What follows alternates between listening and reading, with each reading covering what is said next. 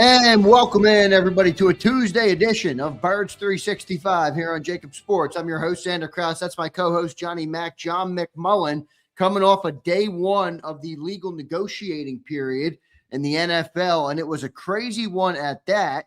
Not a lot of news in Eagle land came out, though, other than the departures of three of their four key free agents, Jaelan Phillips, Nakobe Dean, and Reed Blankenship have all found new homes, and we await the news of Dallas Goddard and the rest of the bunch for the Philadelphia Eagles. And we also await the first signing for the Philadelphia Eagles, if it ever comes. Johnny Mac, a good Tuesday morning to you, my friend.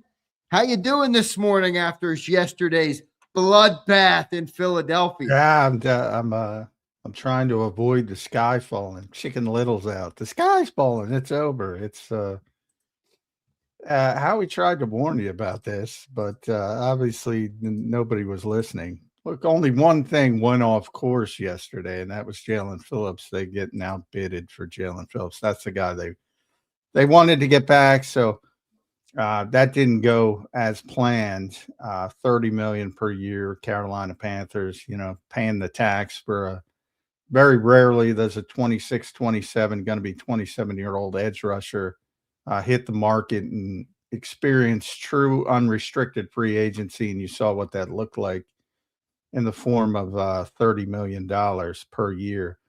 So I think if you compartmentalize, which I know is difficult for people, but ironically, the people so upset are the ones compartmentalizing. It's interesting because it's about one day. Now, the other surprise to me, not that the Eagles lost Reed Blankenship, but I know the organization thought he was going to be an 8-figure player. He's going to reach $10, $11 million. He didn't. He got $8.25 million. At that point, I would have pivoted, and that's doable for me. I think I would have done that. Nakobe gets 12. It was never going to come back. Never going to come. I mean, I don't even know why we discussed it so much. I mean, Jihad Campbell's sitting there. Jihad Campbell was drafted. Jihad Campbell was a first-round pick. Jihad Campbell's more talented. Jihad Campbell played the first 6 games, was on, I joked about it with Baker Mayfield. 6 games is 6 games, but he was playing at an NFL Rookie of the Year pace. Don't know if it would have continued, but I don't know. Everybody thinks he can't play. After the 6 or 7 games they saw him play, you can't play. You can't pay a third linebacker $12 million. So that was the one that was sort of a fait accompli. And obviously, Jahan Dotson was never going to return. So that's your losses out the door. The only one they expected back, they wanted back, was Jaelan Phillips. They didn't get it done. We'll see what the pivot is. I don't see a lot of options to get similar talent at this point, unless you want to go down the Trey Hendrickson route, with the exception of, and I don't think they want to do that at 32 years old, but, maybe Trey Hendrickson's market isn't going to be what it has been in the past because of the injury last season, because of the age. And then the trade market, I think, is going to be more important. You're seeing some leaks and things like that about players. Patrick Queen, I saw in Pittsburgh. I don't think there's any legs to that because they have their linebackers. Again, you're not going to pay a third linebacker, so I don't think there's any legs to that. Jonathan Greenard, though, I think there's a lot of legs to. So, if you pull off something like that, now granted, you're going to give up day 2 draft capital and you're going to have to pay him probably 25. You're still heavily investing in a position, but you're getting a damn good player. So I would press the caution button. Don't panic. Don't panic. They were never going to spend a lot of money on day 1. They didn't spend any money. Who cares? Look who's winning March. Tennessee, Las Vegas. Those are your teams winning March. Because you know why? Because they have a shitload of money, because they got a bunch of bad players and they've been drafting bad for years and years, and they set up to have all this money. and we'll see what they do with it. The Eagles aren't in that position. John, I hear you, and I think you're right about the point of you don't want to overreact at this point. But just because you made the right decision, John, to not pay $30 million to Jaelan Phillips, doesn't mean your football team doesn't still have a gaping hole on it. And you're right. We got to fix it. Yeah, I mean, so let's see what they end up doing. John, real quick before we get into some of the details of each of those three departures and potentially what comes next. No Dallas Goddard news, John. I couldn't believe it. I thought for sure he was going to be a day one guy and, get picked up quick. You saw a couple tight ends go yesterday, Kate Otten and a couple others. What'd you make of no Dallas Goddard news yesterday coming down? Yeah, I mean, age, again, he's going to be 32 by the end of next season. Reputation, big reputation, but descending player, if you watch the film. Again, you assume there's going to be some dumb teams, but think about the teams, Las Vegas, for instance. Well, they have all the money in the world. They have all the money. They're the team signing everybody, along with Tennessee. They have Brock Bowers. They're not looking for a tight end. It's one of the few positions they're not looking for. They also have Michael Mayer. They're not looking for a tight end. So, the market is what it is, and generally it's not kind to older players who aren't superstars. Like, you look at Mike Evans going to San Francisco. He got a decent contract. Don't know if I agree with it, but it's generally not kind to older players. And, as funny as it sounds to call a 31-year-old going on 32 old, in the NFL world, he's old. So I think that explains that. And, maybe the Eagles will revisit and say, well, the market's not going to be as high as he thinks. Maybe he can get him back, but I prepare to lose him because that's what happened with Reed Blankenship, and they still let it happen. So I think they're sticking to the plan.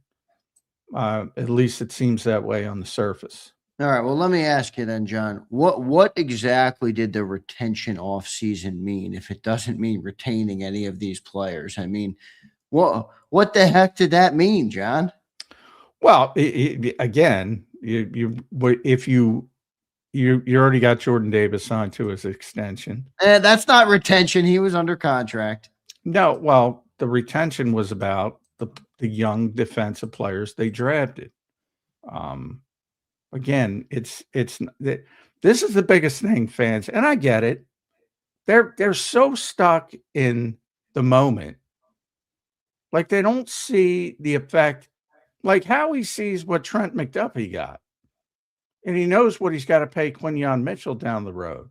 And he knows what he got. I realize patience isn't the thing with football playing. He knows what he's got to pay Cooper DeJean.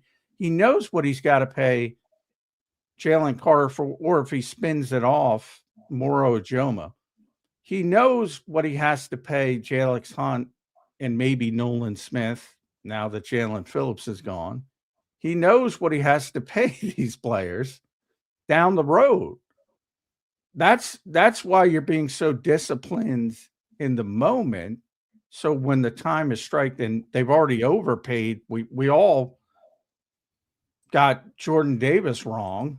They already overpaid from a perception standpoint, at least, maybe not a realism standpoint, because, they evaluated him differently than I did, at least. I can't speak for others.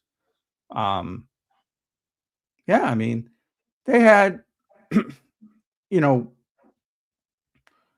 when he talked to us before the combine, he tried to set the narrative. Obviously, it didn't work. They had, I believe, 10 or 11 key contributors on rookie contracts last season. And he admitted, we're not going to be able to keep them all. He admitted it. I'm trying to find the exact quote as I'm saying this. So he said, can we keep all our guys considering blah? And then he went off on a different tangent. A lot of key defensive players coming off rookie deals in the next few years. No, we're going to have to make choices. No, I'll repeat it. We're going to have to make choices. This is him, not me. For us to sign them, there's going to limit some flexibility with outside players as well.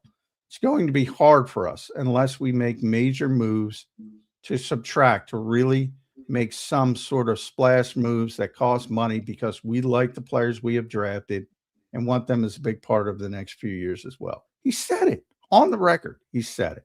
Well, the logic can make sense, but that doesn't necessarily mean it's going to lead to good results. I mean, No, what I mean? you got it. No, he has to find an edge rusher. If he doesn't, feel free.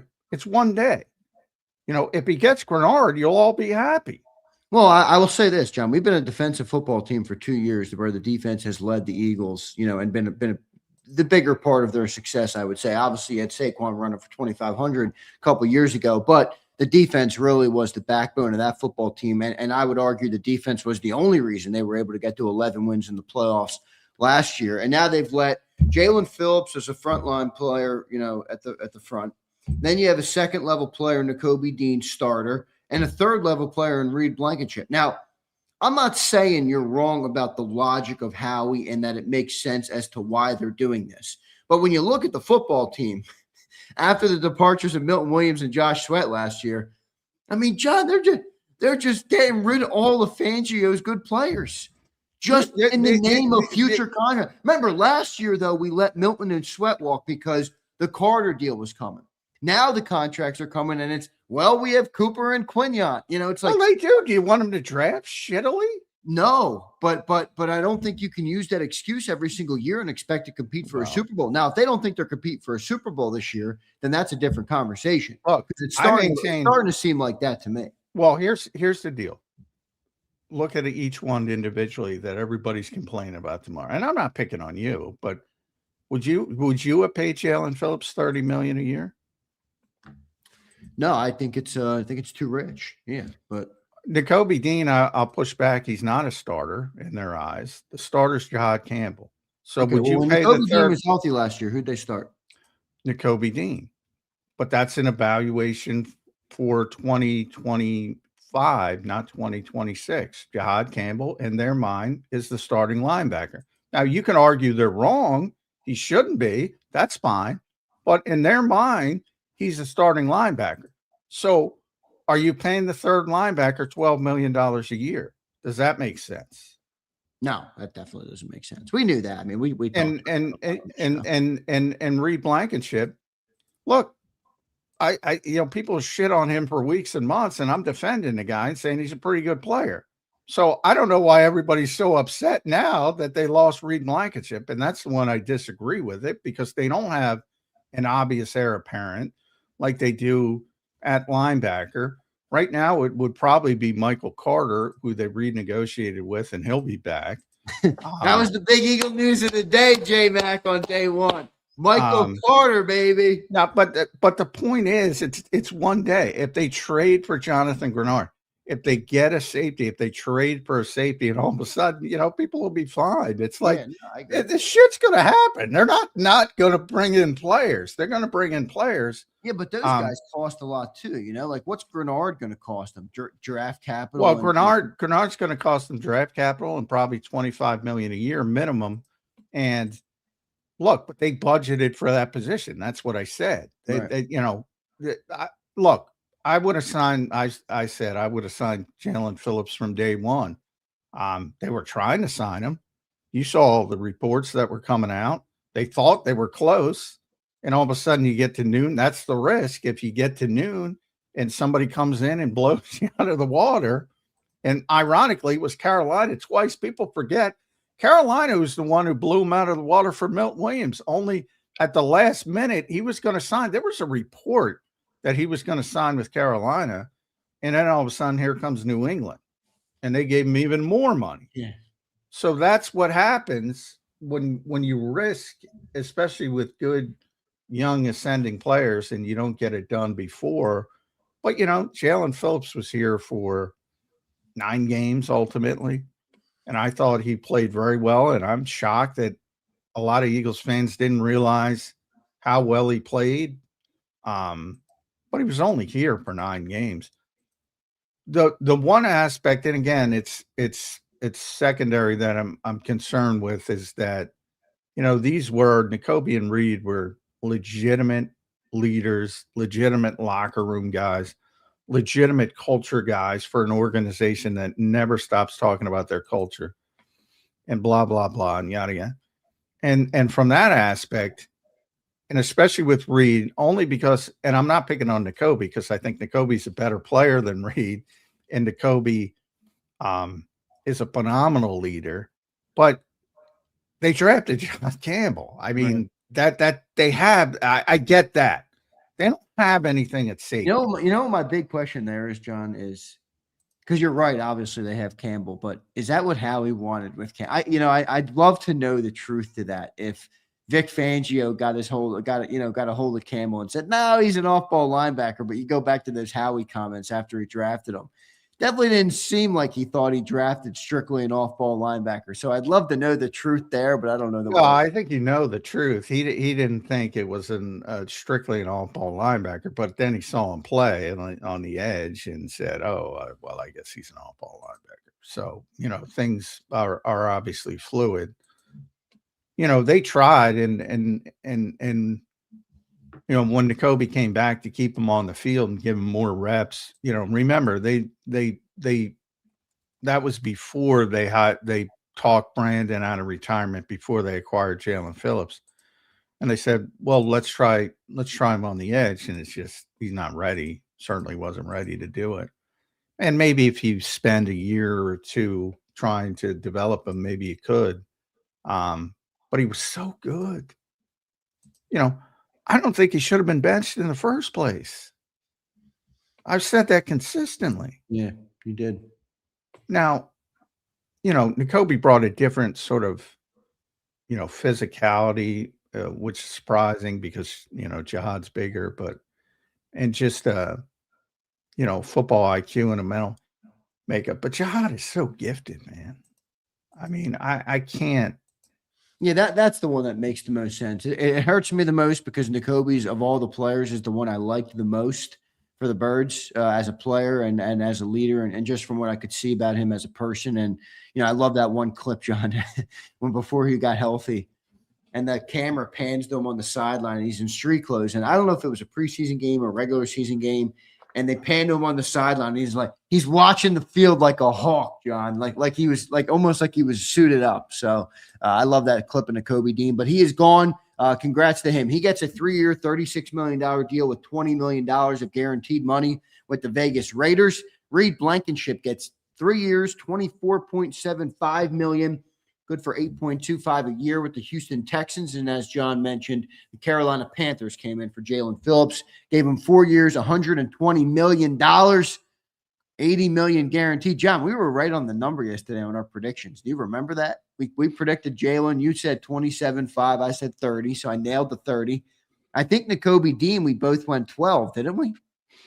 No, I went under because I thought the injuries would play into it. I think you went about 12. Yeah, I think I went 12. For Reed, I think you nailed it. I think you went right under 10. Yeah, 10, yeah, right? I went under 10 with Reed. The undrafted stuff dies hard in this league, I'm telling you. Yeah.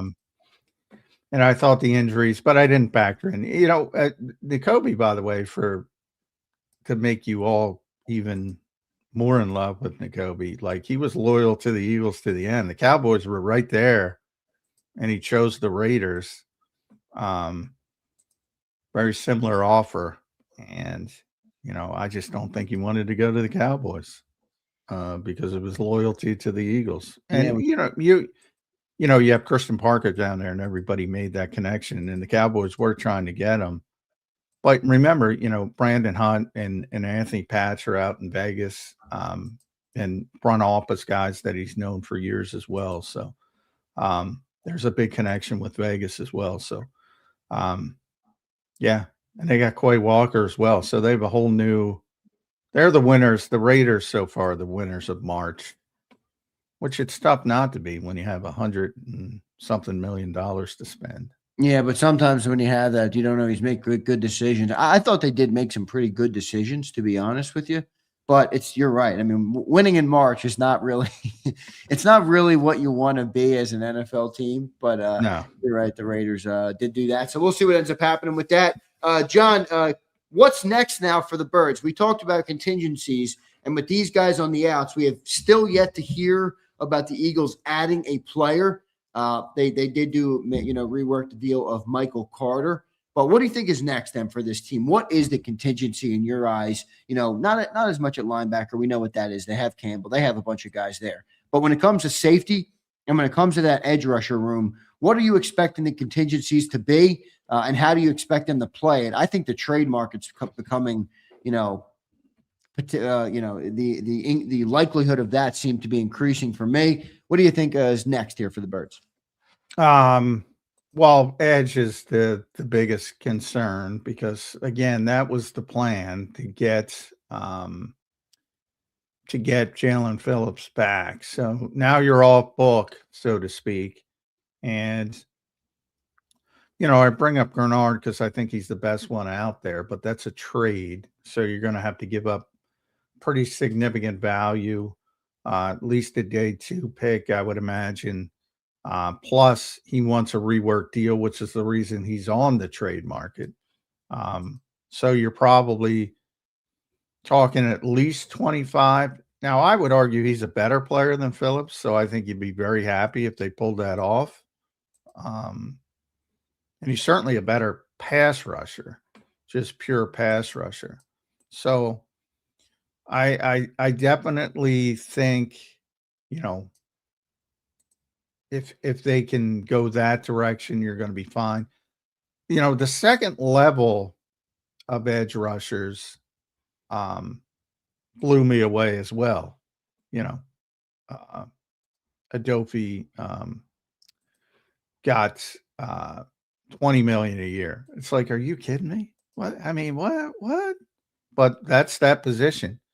And who was the secondary one? Oh, I can't think of the name. Somebody else got a big deal on the end. Boye Mafe? There's a Boye Mafe? Well, no, yes, Mafe got $20 million a year as well. Million, oh no, Ode got $25 million. Yeah, right. Yeah, he got 25. Yeah. I'm conflating those two. So he got 25. They're easy to conflate, John. You got Boye Mafe and Owafe. I don't know how to even say them. Yeah, and Boye Mafe got 20, which it's like, oof. I mean, so, man, I'm like, but you need somebody. I know. I think Chubb. What about Chubb, man? But I wonder what Chubb's going to get. Yeah, Chubb's the Chubb. Well, he's not going to get that much. That's the interesting part. So you don't think? I don't know. I didn't think anybody was going to get that much, and they're all getting buku bucks, J Mac. Yeah, but they're all young. They're all 26, 27. Chubb's going to be 30. Like the young part of it's a big equation for these teams. So I do think Chubb is in the equation. You probably get him for 2 years, but I think he's behind. Look, if you can get half the league is in on Greenard, so there's no guarantee you can just pick up the phone and say, all right. And there's probably going to be worse teams that have better second-round picks or third-round picks or whatever than the Eagles. So it's going to be tough to pull that off. So yeah, then I think Bradley Chubb's in the conversation, which would be a short-term upgrade, and he'd be your number one. I'll tell you that coming in the building, but I don't think you're going to have to pay, maybe high teens on a 2-year deal and spread it out. I think something like that could be done. And I think that would calm some people down. But yeah, obviously the stuff's going to be done. I mean, they're going to make moves. But if you just look at free agent, and remember, free agency, it wasn't considered a great year in free agency. So I'm looking at the top guys, but Hendrickson is obviously, been a difference making all pro, but he's coming off a season where he barely played. So It's tough to gauge where that market is. Hassan Reddick is not obviously going to come back. Joey Bosa, not going to come here. Cameron Jordan's 36. I think it could help you for a year if you want to go down that route. Still a good player, amazingly at his age. And then the young guys left. Younger guys are AJ Epinesa, Clavon Chasen from the Patriots. He's got some buzz because he's he was a first round pick, but not a big fan. So not much left from a use standpoint on the edge rushing market. So I think you might have to go trade there. What do you think Greenard would cost? Because I think he'd be if they got Greenard, I think everybody would have a reason for excitement. He's a hell of a player. Yeah, I think minimum 25. That's what he's looking. That's the only reason he's. But what's it? Did they have to trade for him? Right? They'd have to. Yeah. So what? Yeah, day two pick. I'm sure Howie will try to talk him into a 3. It's a bad organization. Maybe you can. I wouldn't give him up for anything less than a 2. And quite frankly, if I'm the Eagles, I trade a 2 for him in a hot minute. Really good player. And then, safety, again, if you're looking at the free agent market, well, you got Kevin Byard. He's not coming back. Kyle Duggar's older. And then some of the younger guys are Geno Stone and Jaquan Brisker, Andre Cisco maybe. And I may have missed the signing in there because they were coming hot and heavy, but those are the guys I have. I mean, are they better than Reed Blankenship? I don't like going away from Reed. That's the one I have a problem with. I don't have a problem. I'm walking away from $30 million. I get the walk away. Yeah, I'm walking away. The Kobe Dean for all the talk. Look, he's not the starter. I get everybody thinks he's the starter. In their mind, he's not the starter. You're not paying a third linebacker that money. That makes complete sense. Reed, I mean, and again, they have a plan. I don't know what their plan is, but he was a damn steady player for them. But he was undrafted. So we'll have Pumper in here saying, oh, he can't play, even though you saw him play for 3 years. How many safeties in this league have played in 2 Super Bowls and won one of them? That's got to be a short list. Yeah. Is that like the no, I'm not even gonna go there. All right. We'll see, John. I don't know. Look, I hear you on the money, and to the point, I know where you're going. I'm not selling yet, but John, I'm just I don't know, man. It doesn't seem like this team is looking to compete for a Super Bowl, and they're just chalking it up to, well, we got to pay everybody. I've been hearing that for 2 years now with major departures on this football team, specifically on the defensive side of the ball. And the defense is the only guys who've been carrying their weight every year, so they're not. I'm looking at the date. They're not playing March 11th. Yeah, that's true. That's true. Look, I mean, yeah, I get it. The immediacy of it, believe me, I get it. But if they lost down the road, they were saying, well, we can't pay Quinyon Mitchell because we paid Josh Sweat 2 years ago, and now we got to pay. I mean, people would be incensed. It's hard to be disciplined. But individually, I can't argue with any of the players they lost. Yeah, but the thing I don't like, with the exception of, ironically, of Reed Blankenship, and the only reason I brought up the Super Bowl thing is, by definition, I'm not saying he's the reason they're in the Super. By definition, he's good enough to win a Super Bowl with. Right. By definition, good enough. Right. I get you. So don't give me this bullshit that he can't play because he was undrafted. By definition, he was good enough to be the weakest link on a Super Bowl team, and that's what you think he is. 2. So, yeah, I don't buy that. The other ones I get, there's logic to them.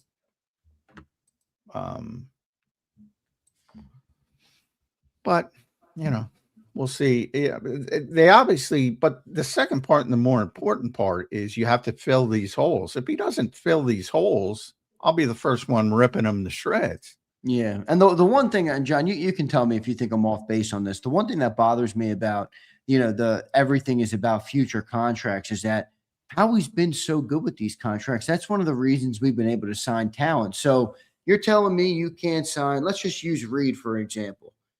Reed at 8 because we have future deals, but we all know the future deals that are going to come are going to be, contracts that are beneficial to the Eagles. Most of them won't kick in a huge cap number until 2 or 3 years into the contract. And most of the contracts Howie signs, you can get out of after 1 or 2 years. So it's like, do I really have to act like every contract can't be signed because of future deals? I mean, they just paid Jordan Davis massive money. When's the first big cap hit coming? Well, I still haven't seen the deals, so we'll see. But certainly, the Eagles' history, and there'll be voidable years on the end. But again, if you're going to go down that route and say, well, Howie can just keep doing this forever, I'm not going there. You're going down the route of the extremes. I talk about there's 2 extremes with the salary cap. There's the people who it doesn't matter, it's not real, and they're not correct. And there's 2 that think it's not malleable, and it's very malleable. In the Eagles, and this was last year when he was explaining it, he knew he was in for this, believe me. They had spent the most cash because that was the Eagles' philosophy, cash over cap. They had spent the most real cash over a decade in the NFL. And he said, they had to stop for a while. They got to repopulate the coppers, so to speak. Right. And he admitted it. And I said at the time, part of that is the human nature of winning Super Bowls. I don't think they would act like this if they didn't win another one. To be frank, their urgency picks up when they don't win. And I think it's human nature. And I've mentioned that you breathe a sigh of relief. Oh, we got another one. And you breathe a sigh of relief. And they say, well, we can do that now because of this. So I think there's some of that. I think that's real. But they've been paying so much money, and you've seen it now with the talk about AJ and the trade there, and the talk of they've spent and they've done this for so long, and they've been right most of the time with the evaluation of these players, that it hasn't hurt them as much as, say, the Saints who've been doing the same thing and get ridiculed for it because they fuck up with the evaluation of players. The Eagles haven't really fucked up with the evaluation of players. If they start fucking up with the evaluation of players, then you're going to see what people are talking about now. Then you're going to see some real shit hit the fan. But they haven't done that. They keep drafting well. And again, nobody in Philadelphia, I can say this concretely, gives one shit what Trent McDuffie is making, except Howie Roseman, who sees it and knows what's coming. And I get it. Yeah. But he's got 2 corners. And it's coming after next season. Not like way down the road like it was last year with 2 seasons with those guys. Yeah, Cooper's going to be sooner, but because Quinion, I think they're going to work in that 5th-year option. They're not going to pick it up, but I think they'll work it into the new deal, which will give them some. Yeah, some that's been their history. But and again, you're talking about now all of a sudden, I've been talking about not this year, but down the road. After this season, potentially trading Nolan Smith. Well, that's off the table. You didn't get Jaelan Phillips back. So, if Nolan Smith comes back and has a big year, which is a big if, but he's a good player. It's possible. You know, what's he going to get paid when you see guys like Maffei and Dofi get the money they're getting? And then I'm super high on Jaelan Phillips, maybe too high, but the way he's improving, again, at that position, can you imagine Jaelan Phillips with his physical gifts if he pops through and gets 10 plus sacks next season? Man, yeah, he's going to get a bag of cash, hopefully in Philly. So, I mean, it's real. But, you know, the alternative is to draft shitty and not be worried about it. And then you can go spend like the Raiders. There you go. Fair enough, Johnny Mac. All right, John, then we'll wrap up this segment number 1 here. We'll get to some super chats. We'll talk more about what's coming here in day 2. And if we get any breaking news on the show, we'll address that. In hour number 2, we're going to have Caden Steele. So we'll take some comments from the great people. John, here as we end up segment number 1. So what's your final thought just on day 1? What were your takeaways on day 1 of of the legal negotiating period in the NFL? I would say I would preach calm. Really only one thing veered off course from an Eagles perspective, and that was Jaelan Phillips. From my perspective, I think, you know, they were confident that Reed was going to get over 10 million. I think you could have changed gears with the number that he got and brought him back. That's my opinion. From their perspective, they were expecting to lose Nakobe, certainly Reed, and certainly Jahan Dotson, who we haven't even talked about because I think people understood they weren't getting him back. And by the way, he got a nice little deal. Which speaks to the opposite end of the Reed Blankenship. You know, he's a first round pick, so people are going to give him chances. He is gifted, and he got a nice little deal with the Atlanta Falcons. Yeah, we'll see what ends up happening with him. With Jahan Dotson yesterday. That was good. All right, here we go. Some super chats. James Carver, what's up, James? Appreciate you, man. Appreciate everybody being here too. Don't forget to hit that like button today. James Carver says, good morning to Tank and J-Mac, along with Big Z, who had to be late for us handy people. Ha, ha, ha. James, thank you, brother. Man, I'm glad one of my teams is trying to get better, even with the worst owner who I've hated since I was 9 and really the team since 95. I think he's talking about Jerry. Isn't James one of the weirdos in the world that's a fan of both the Cowboys and the I don't know. Who are you talking about, James? Could be Mark Davis. Is he a Raiders guy? Because I know he's a Cowboy guy. He's a Texas guy. He lives in Texas. Is he? Well, how could you like the Eagles and the Cowboys? I don't know. We got to get that answer from James Carver, but you know, I don't. That doesn't conflate. You know, you have some of these, and I think it's weird, quite frankly. Some of these people who have an NFC and an AFC team, I'm like, what is that bullshit? But either way, I've heard those people. You're a fan of a team. You're a fan of a team. That's the whole part. You invest. You live and die. You're part of the culture. That's what being a fan is, in my opinion. Obviously, a lot of people disagree with me. Yeah, well, I don't know. James, you're going to have to answer that, brother. They're coming for your fandom. Here's Prince. I'm effing panicking, J-Mac. Why aren't you? LOL. That's a good one, Prince. Well, hey, I no offense, but doesn't bother me. It doesn't change my job. But I knew this was coming. I knew it was a potential. It was coming. I knew they were going to lose Nakobe. I knew they were going to lose Jahan Dotson. I was pretty sure they were going to lose Reed Blankenship, and you know they wanted Jaelan Phillips back. But if you would have told me 30 million, and Zander did yesterday, I said no, they're not paying him 30. You did. I said 30. You said then the Eagles are not going to be the team that signs him.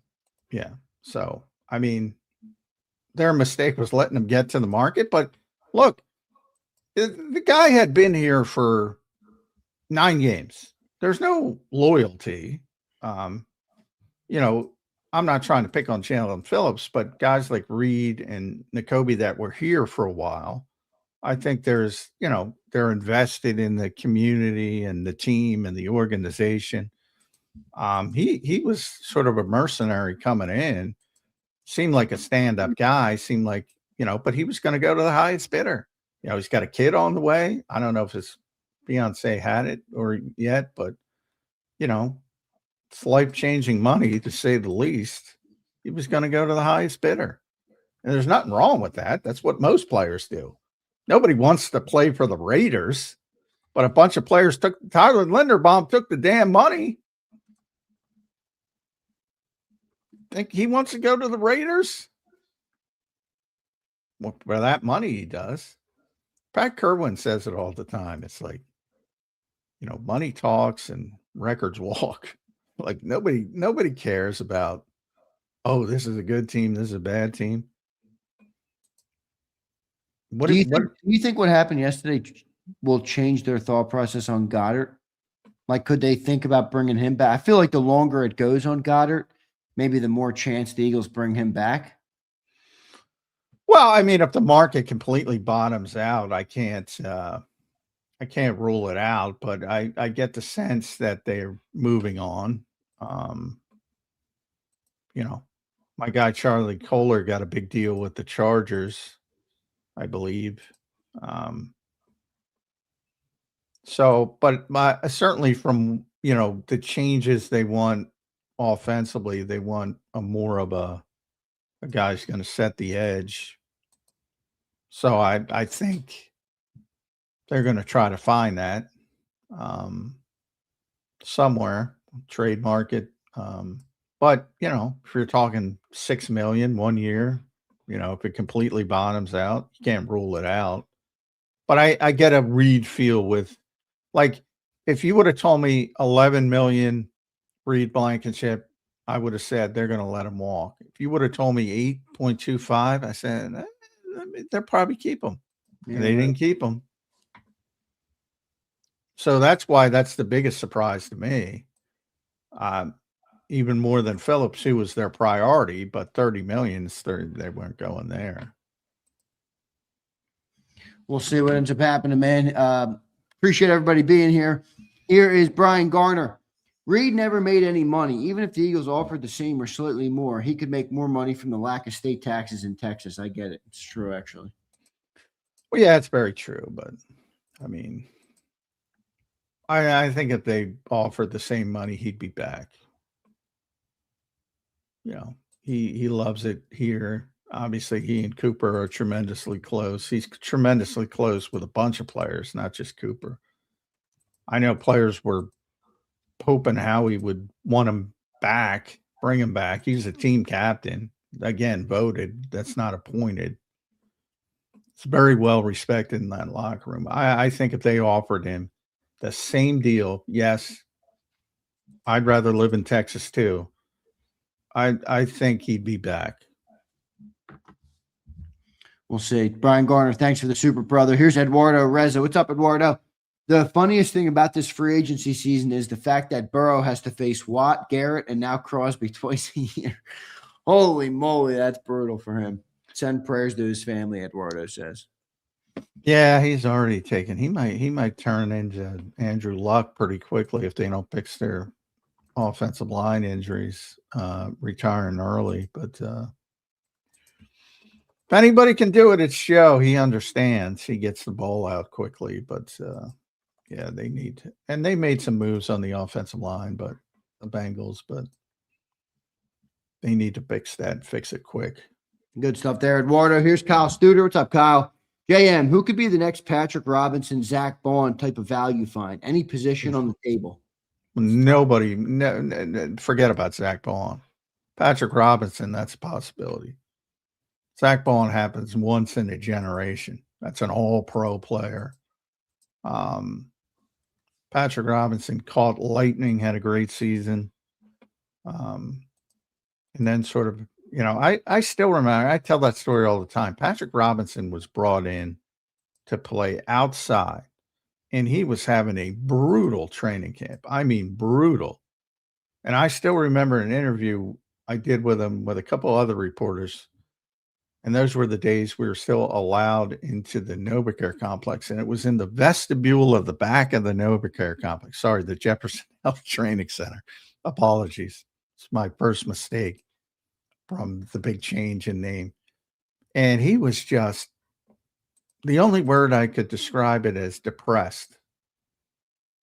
He was doing such a bad job. He thought he was going to get cut. And all of a sudden they move him inside, put him in the slot, and he just takes off. And he was the best slot corner in football that year. So I think that sort of lightning in a bottle.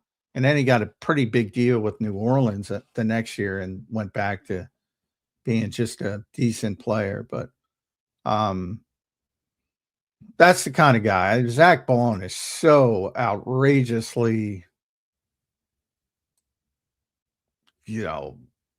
overachieving from what he was. I don't think that's possible.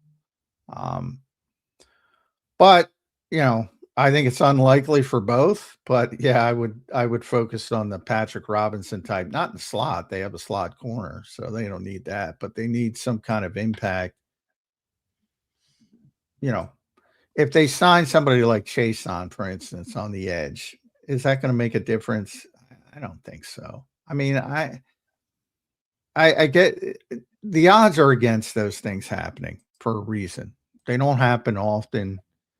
You look at 2017 as a whole, it wasn't just Patrick Robinson. It was also Chris Long. It was also LeGarrette Blount.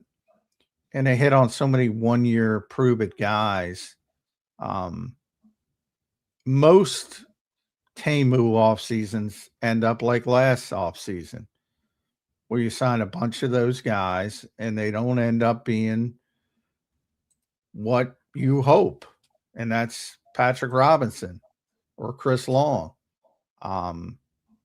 So you hope for in the middle. You're not going to get 2017, but it's got to be better than 2025, where your best of the Tamu signings was Adoree Jackson.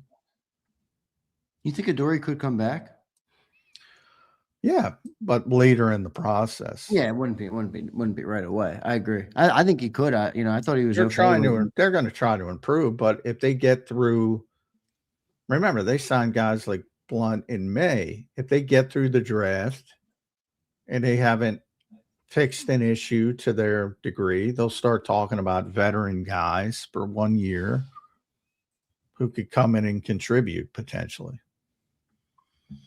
All right, here's Suplex City. Kyle, thanks, man. Here's Suplex. J-Mac, did Coop's agent call Howie after McDuffie signed and tell him Coop needs to be on the outside? It's a good question. Well, I think that's the conventional thinking. The Eagles have made it clear what they think of him. I think that's purposeful. And Vic has made it clear he ain't moving him. So, and argues, that he has a bigger impact on the game where he is than if he played outside. And has consistently said, just because you're dominant inside doesn't mean you're going to be dominant outside. So they're not moving him. That changes when Vic leaves potentially, but I actually agree with Vic. And this is, again, I talk about it all the time. Oftentimes the business of football doesn't match up with the play on the field. And slot corner is a big example of that. Maybe the biggest example, even more than running back, because slot cornerbacks don't get paid nearly as much as outside cornerbacks. And the really, really good ones, and there's very few of them, but the really, really good ones, and number one is Cooper DeJean, have bigger impacts on the game than the outside corner, simply because they're closer to the action. Look, it's easy to get Quinyon Mitchell out of the game. Don't throw his way. All right. I mean, it's easy. Now, you say, well, that helps the Eagles in general. You're right, but still, the one of the easiest things to do is to take a big time corner out of a game. Just don't look his way. Good stuff there. Suplex, thanks for the super chat, brother. Here's Jeff Bone. Who will replace Reed? Yeah, that's a big question. It's not going to be Sidney Brown, is it, John? No. TBD. He's not here yet. But they're not. They don't have that expectation for Sidney Brown based on what you know, right? No, I think Vic is out on Sidney Brown. Yeah, me too. I think he might even get traded. But yeah, I mean, again, it's guys, this goes on. This is a bigger process than 24 hours. Free agency, the draft, trade market, the replacement. Day one, John, is the biggest day to get the most impactful players. I'm not saying it's the only time, and you're right, there is a big, but look, when you're a team contending for a Super Bowl, it's not the best plan to just, use the draft always to try and fix all your holes and to try and, put yourself back in. Now, I'm not saying that's what they're going to do, but that's where I think people not panic, but well, this is where all the good players got picked up, and the Eagles. Are they good? Again, and I got this from multiple people. This is not a good free agency class. Outside of Philadelphia and inside of Philadelphia. This is not a good free agency class.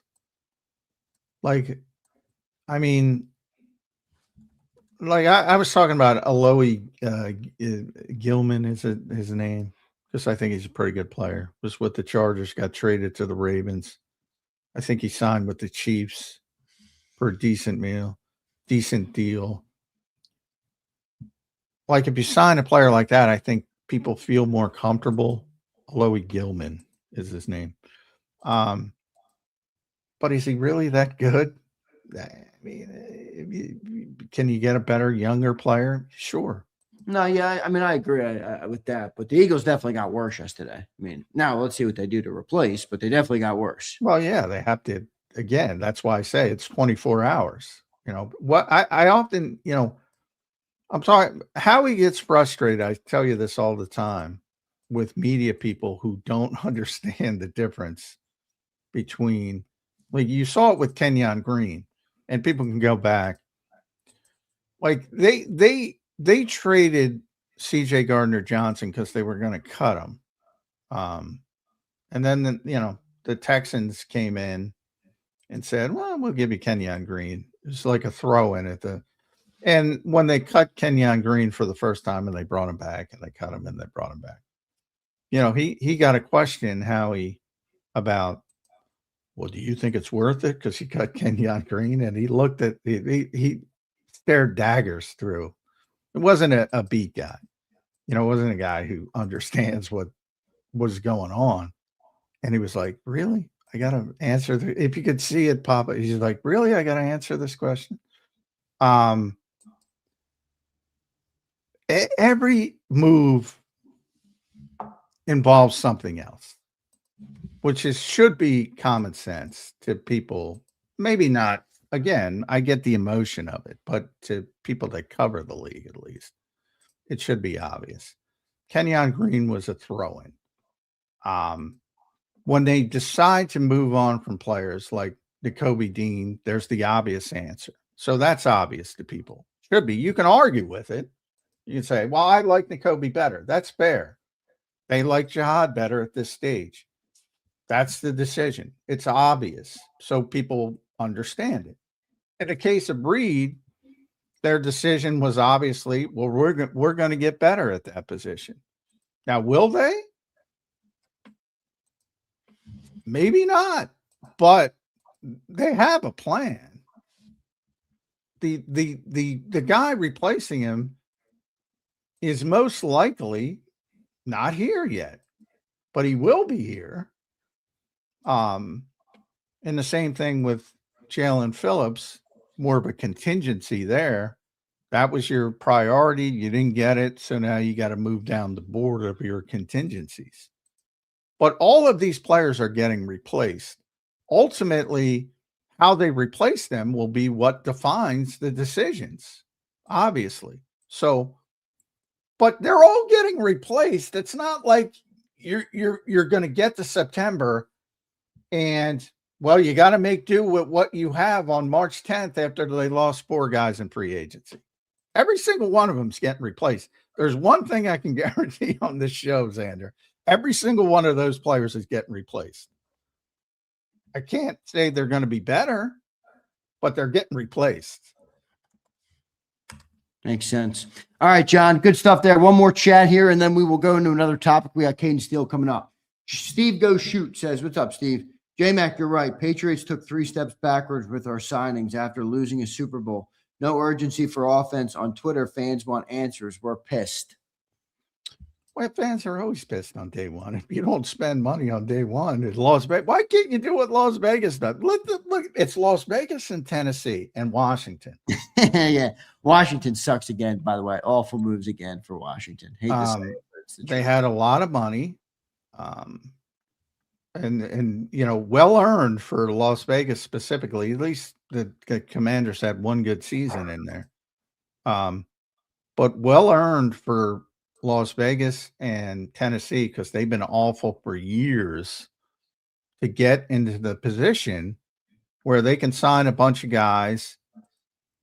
You talk about free agency. Look at the wide receivers. Look at what Wan'Dale Robinson got from Tennessee. Wan'Dale Robinson. Look at what Alec Pierce got. Oh, My God. Alec Pierce deal, man. And he's not a bad player. And Wan'Dale Robinson's not a bad player. But, Tyler Linderbaum is a very good player. He broke the center market. Like, people are pissed at Las Vegas because they jumped it so badly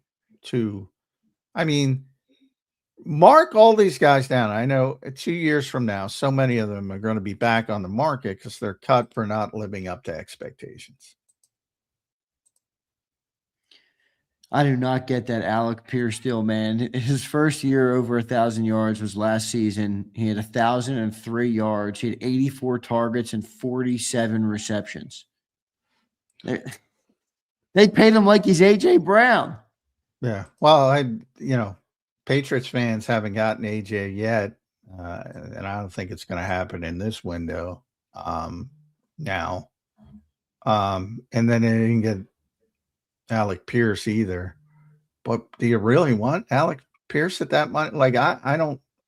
If you're a Patriots fan upset about not paying Alec Pierce, don't be upset. I think you're going to be just fine. Not getting hamstrung with that. That's my opinion, obviously. Yeah. Here's another super chat we got coming. Steve, thanks for the supers, brother. We need a wide receiver 1 or a 1B and tight end. You lose the Super Bowl with runner-up MVP and you get him an O-line guard. LOL, I'm confused and lost. Better pay Philly, whatever, for AJ Brown. That's a Patriots fan saying, all right, I like that, Steve. Go shoot. I'll take 2 1s. Yeah. Yeah, you can't do that, but yeah. I mean, I don't know. John, where do you seriously, to the people out there, like, who did you want so badly in this free agency class that you're willing to give up what they got paid? Like, give me those names. Like, who did you want? Because this is a shitty free agency class. I think the best teams are the teams like the Eagles who didn't spend a damn dime. Now, what was they put out 5 teams yesterday that didn't make one signing, and they were all playoff teams. Yeah, and that's not, other years it's different where you have a better group. But this group, I heard it from enough people that it was a bad group, and you just have desperate teams, obviously doing desperate things, which is understandable, and that's what happens in this league. But because I'm asking, because Eagles fans are upset, and I heard it all last night, and blah blah blah. Who did you want? Not Max Crosby. That was a trade. On the free agent market, who did you want? Yeah, I don't think. There's nobody really. We talked about this leading up, John. It wasn't a great free agency class, but I guess I understood it wrong. When you said retention, I thought they were going to retain some guys, and they didn't retain. Well, that was the plan, to retain Jordan. The plan was to retain Jaelan Phillips. That was the plan. That was the plan. But once it hit 30 million, I can't blame them from having a walkaway number. And I mentioned that consistently since February, that they'll have a walkaway number. John, do you get the sense that the Eagles are in a rebuild? No. Rebuild to me means Miami's in a rebuild. Maybe like an on-the-fly rebuild. Retool, I think that's fair. But you're always retooling in the NFL. I mean, that's you have 30 about 30 to 35% turnover every year in the NFL. So, I mean, that's just life in the NFL in the modern era. That's every team. I mean, guys come, guys go. Everybody's renting space. Everybody. That's true. Coaches, executives, except the owner. And he, we're all renting space because we're all going to pass away at some point. But I'm saying as an employee, they're all renting space. And that includes Howie. Everybody's got a shelf life, even though it doesn't look like it. He already got demoted once. Well, not demoted because he got a better title and more money. But from his perspective, he got demoted because he loves personnel. But yeah. So, I mean, players come and players go. And that's why, they're replacing all those players. Question is, do you do it well? Yeah, that's a big question. John, real quick, what do you think they do at Nolan Smith? I think he's more relevant now with the departure of Jaelan Phillips if they're not able to trade for somebody like Greenard. The fifth-year option deadline on him, I believe, is what, May 1st? Yeah, I think they'll pick it up. You think they will? It's not that high. Yeah, I think they'll pick it up. We'll see what they do with Nolan Smith. I wonder if they have put some more eggs in his basket after the departure of Phillips, because even if they did make a trade, Greenard is what, 28 years old, I think? Something like that. He's under 30. He's a real good player. He's 28. He'll be 29 though in May, so he'll start the year at 29. Yeah, he if they pull that off, Jaelan Phillips will be forgotten about pretty quickly. Yeah, Greenard's a pretty sick player.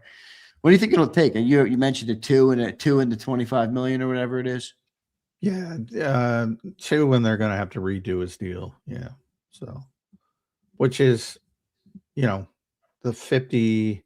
By the way, they announced the compensatory picks yesterday. Oh yeah, that's right. Got lost in the sauce because of everything going down, but they actually got an extra one than what was expected. So that was a positive for it. They got a 6th rounder for losing Isaiah Rodgers, and most of the projections didn't have them getting that one. So slight low positive, they got an extra pick, but so all their picks are locked in, barring a mistake, which occasionally the NFL makes. So right now they have 9 picks, not 8. 1, 2, 3, 4, 5, 6, 7, 8. Yeah, 9. So their 2nd rounder, which was already locked in, is 54th. The problem you have, and I've heard there's like 10 teams in Greenard, from what I've heard. You would think one of those 10 teams has a better 2nd round pick than 54. So you might have to add a sweetener, but that sweetener could be a day 3 pick. You got an extra, like I said, you got a 6th rounder now, which is 215. So maybe you send a 2 and a 6. And maybe you get a 7 back. Howie likes to play the draft positioning game along with Greenard, something like that.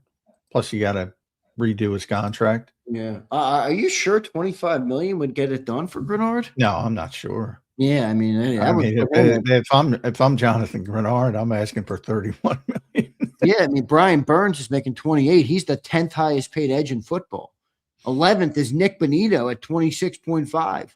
Yeah, I'm not sure it'll get it done. But I know he's 19, I think, right now. Something like that. He's way underpaid. Yeah.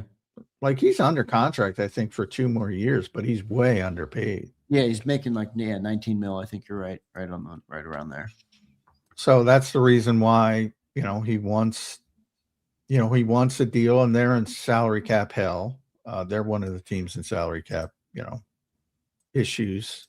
So they really have a difficult time fitting it, even if they from everything I've heard, they love the player. They don't want to lose him.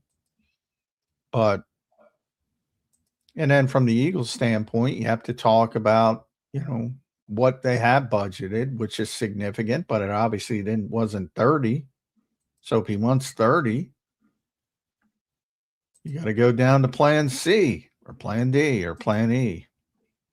And maybe you got to look at the draft and start looking at edge rushers. Yeah, I think round one could be likely, depending on what they do at edge. We will see. Good stuff there. Let's go to some more super chats. They're coming in today. Appreciate everybody. Here's Wally J40. What's up, Wally? I just wanted Phillips back, but not at 30 million. Well, everybody loves to say, John, they didn't want to pay the 30, but nobody has the answer as to how the team actually gets better when you don't want to pay the 30. That's my problem with the whole 30 thing. Now, you've given me an explanation as to what they're going to try and do, but, everybody, I don't want to pay 30. Okay, well, did the team get better or did they get worse? They got worse. Okay, so what do you do to get the football team better?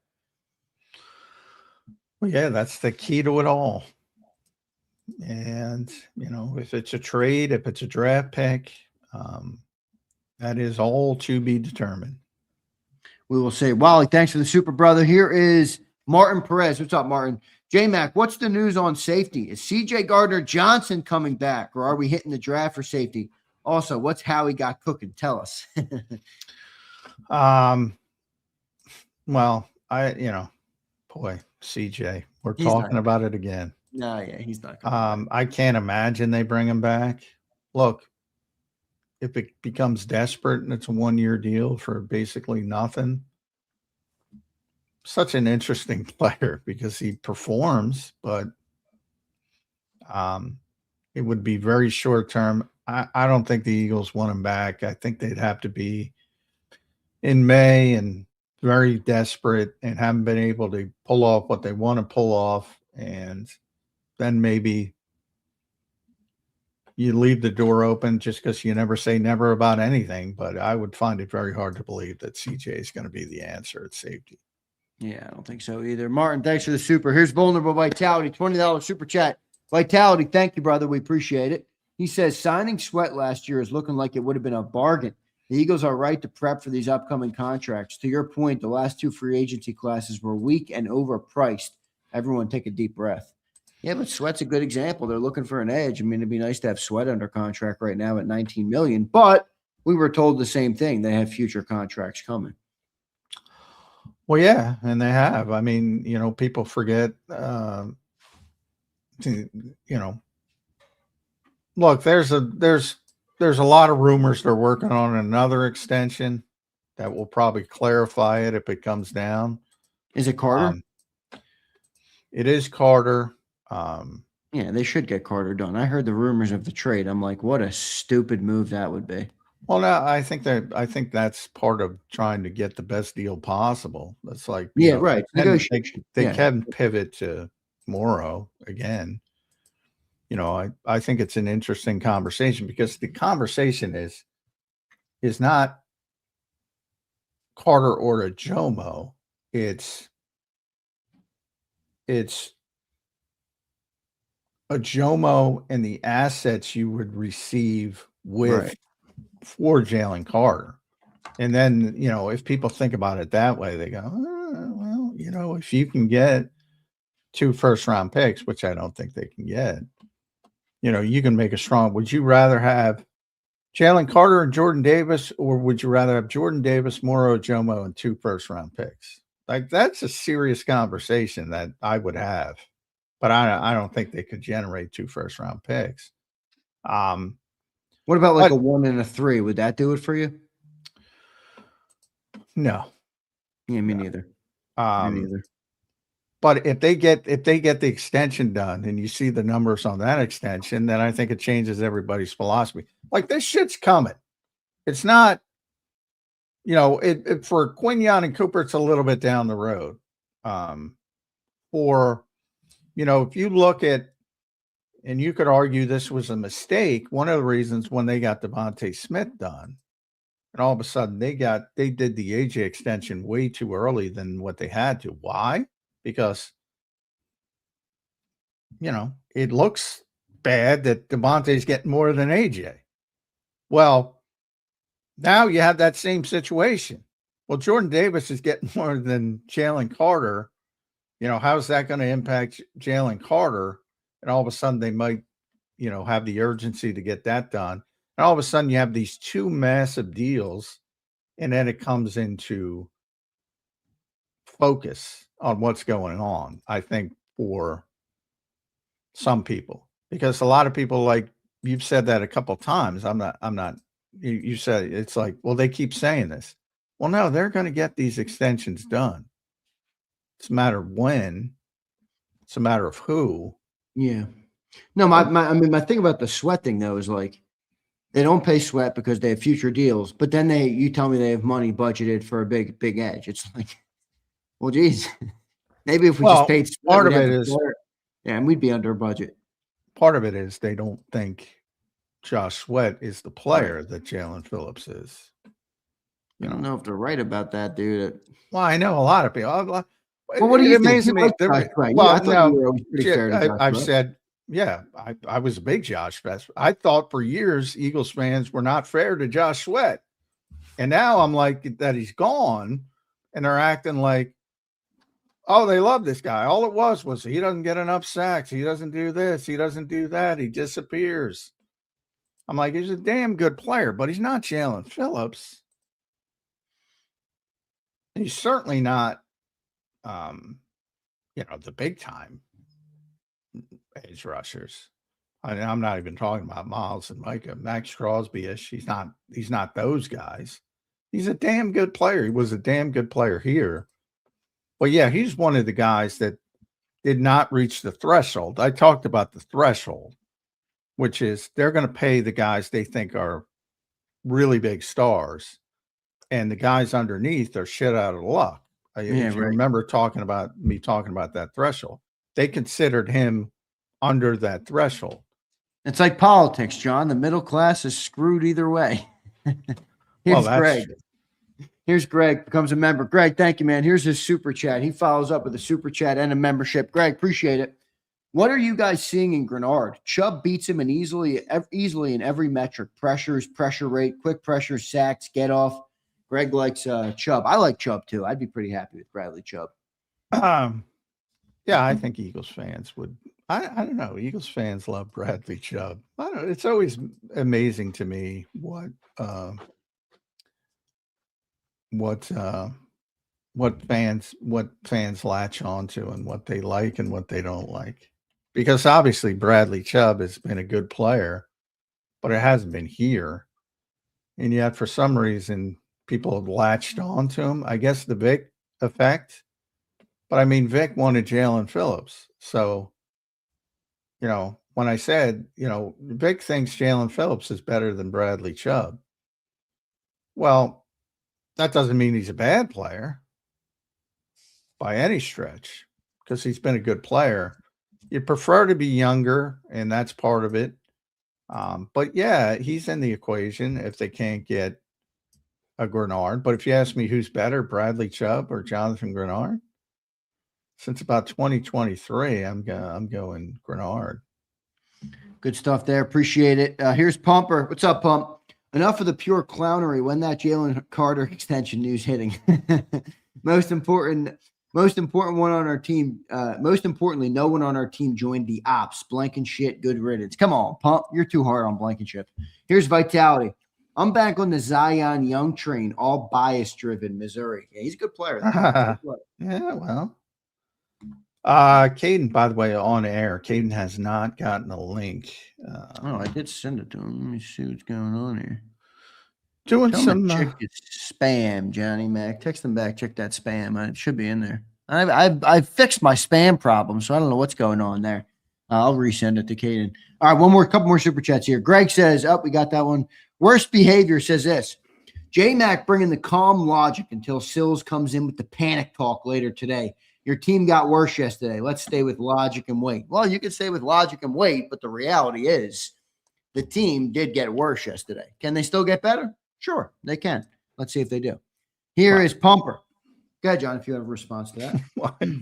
It's fucking March 10th. I mean, Guys who lose in free agency, like Baltimore lost 7 players yesterday, I think.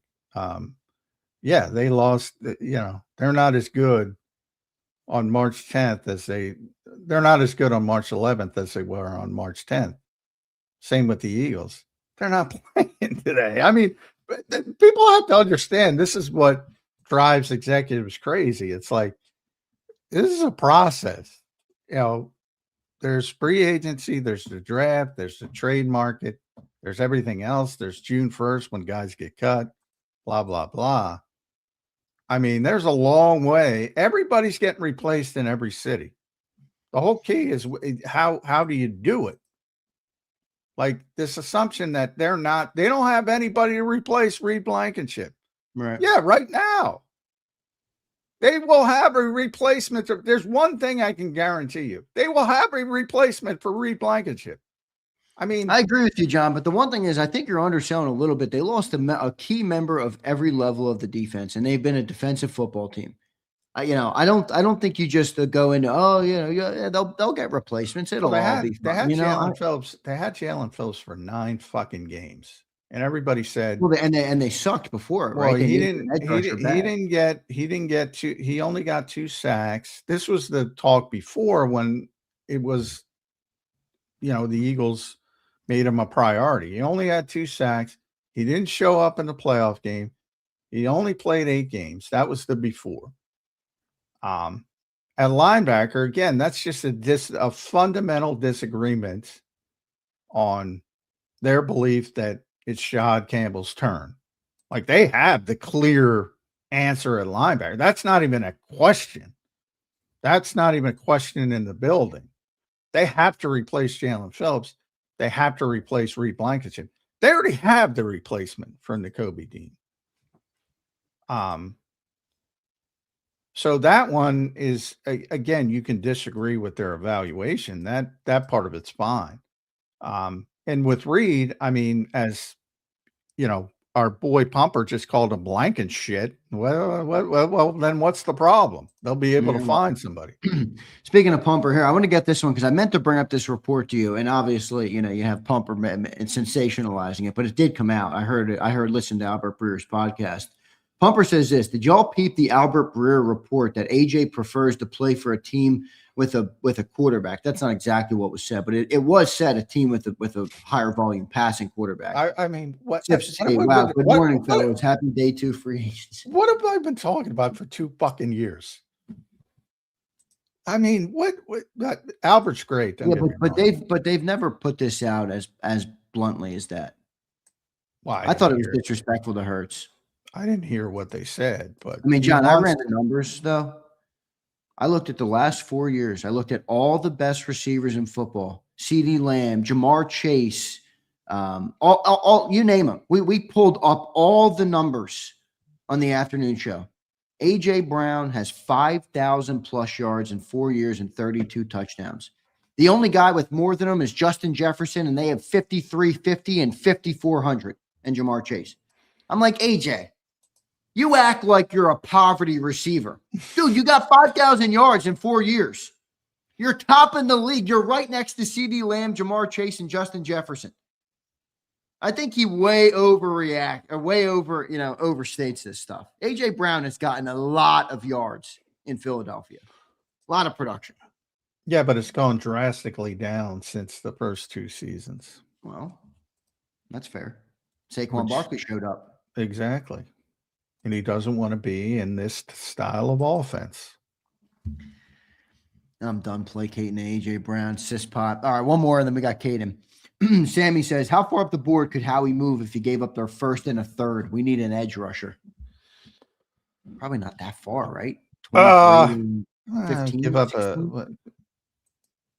What? Giving up a first and a third? Like their first and an additional third. Well, he's moving up the board. Well, you're giving up a first? I don't understand. Giving up 23, give up 23 and a third to move up to where? Oh, I see. Yeah. Not that high, right? A third round pick's not going to move you that many places. Yeah, probably 15, 16, somewhere in that range. Maybe that's even high. Agreed. I got to look at the draft trade chart. But yeah, not that high. Third round's not going to do it. Not going to do it. One more. Cue the Stone Cold Steve music. Here comes Sills. Prince, it's going to be funny today listening to Sills rip on this team, and I know he's going to. Let's go to Caden Steele. We got Caden Steele in the green room. Let's bring him on now here on Birds 365. He joins us here today. You can read him at nj.com. Caden, the sky is falling in Philadelphia, my man. They're not signing anybody, and everybody's leaving. The departures of Reed Blankenship, Jaelan Phillips, and Nakobe Dean commenced yesterday. How you doing today, Caden Steele, on day 2 of the legal negotiating window in the NFL? Doing good. Yeah, I guess the sky's falling. I didn't recognize that, but How about that trade chart? Real quick, Caden. Sorry, I'm looking it up. Gets you to 16 if you give up 68. How about that? Just off the top of my head. Bang. Bang. Anyway, gets you up to 16. All right, Caden. Panic stricken. Sorry to interrupt there. Talk to people off the Walt Whitman. The only thing that surprised me was that the Eagles thought Reed Blankenship was going to be an 8-figure guy. He wasn't. 8.25 million. I would have pivoted and brought Reed back. Other than that, obviously priority number 1 was Jaelan Phillips, but we all knew they had a walk-away number, 30 million. They're walking away from. I get that. We all knew Nakobe was going. We all knew Jahan Dotson was going. Why such panic? Why?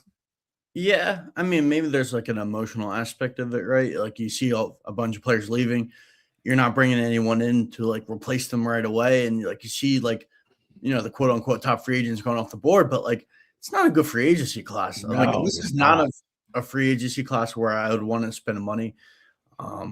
And I get, losing players, I guess it's tough to watch, especially when Jaelan Phillips, I think there was some expectation if they were going to make a splash move. I think people were like, okay, well, like, all right, Nakobe's going to be gone. Dallas might be gone. Reed might be gone.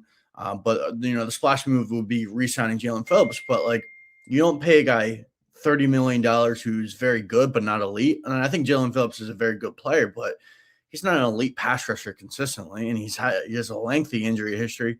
I mean, $30 million is just way too much. So I think they made the right decision there. There was no way they were going to compete with that offer, and now they're going to have to pivot. And Nakobe, yeah, I mean, he was gone ultimately. It was kind of funny to see that he passed on the Cowboys offer reportedly because they were close in terms, and he decided to go to the Raiders. So I feel that's got to be a feel good. Loyal to the Eagles, yeah. That'll ingratiate him even further with Eagle fans for sure. Reed Blankenship, I agree with you to some level because it wasn't that much money. No.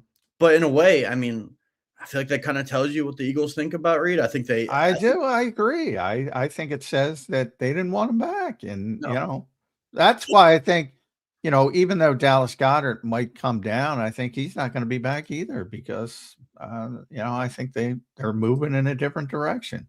They are. And they're not going to pay. I mean, if you think about what they're going to pay on defense in the coming years, I just don't think they find that position. Like they're not going to spend money on that position. They're going to go bargain bin, maybe another rookie. I just don't expect them to pay a lot at that position. And I think for Reed, it's just ultimately like it tells you what they think about him as a player. And I think when you talk about Reed's best qualities, it's the leadership, his communication on the back, and how vocal he is, how he helps Drew get in the right place, how he helps the corners get in the right place, how tough he is. And he's a pretty sound tackler for the most part. He's instinctual, but at the end of the day, he's a fine player. I think Reed's a fine player, but I mean, he does have some limitations in coverage. He didn't have as good of a year this year. And I think the Eagles are telling you like, he's fine, but we're not going to pay him $8 million or whatever it was, a little more. So I think the Eagles are going to conserve everything for these contract extensions, and they'll find other ways to fill these positions that are now missing. What do you think on the go ahead. Your personal belief, not the Eagles, because I think you and I understand what they're doing, but do you think they should have brought Reed back at that number?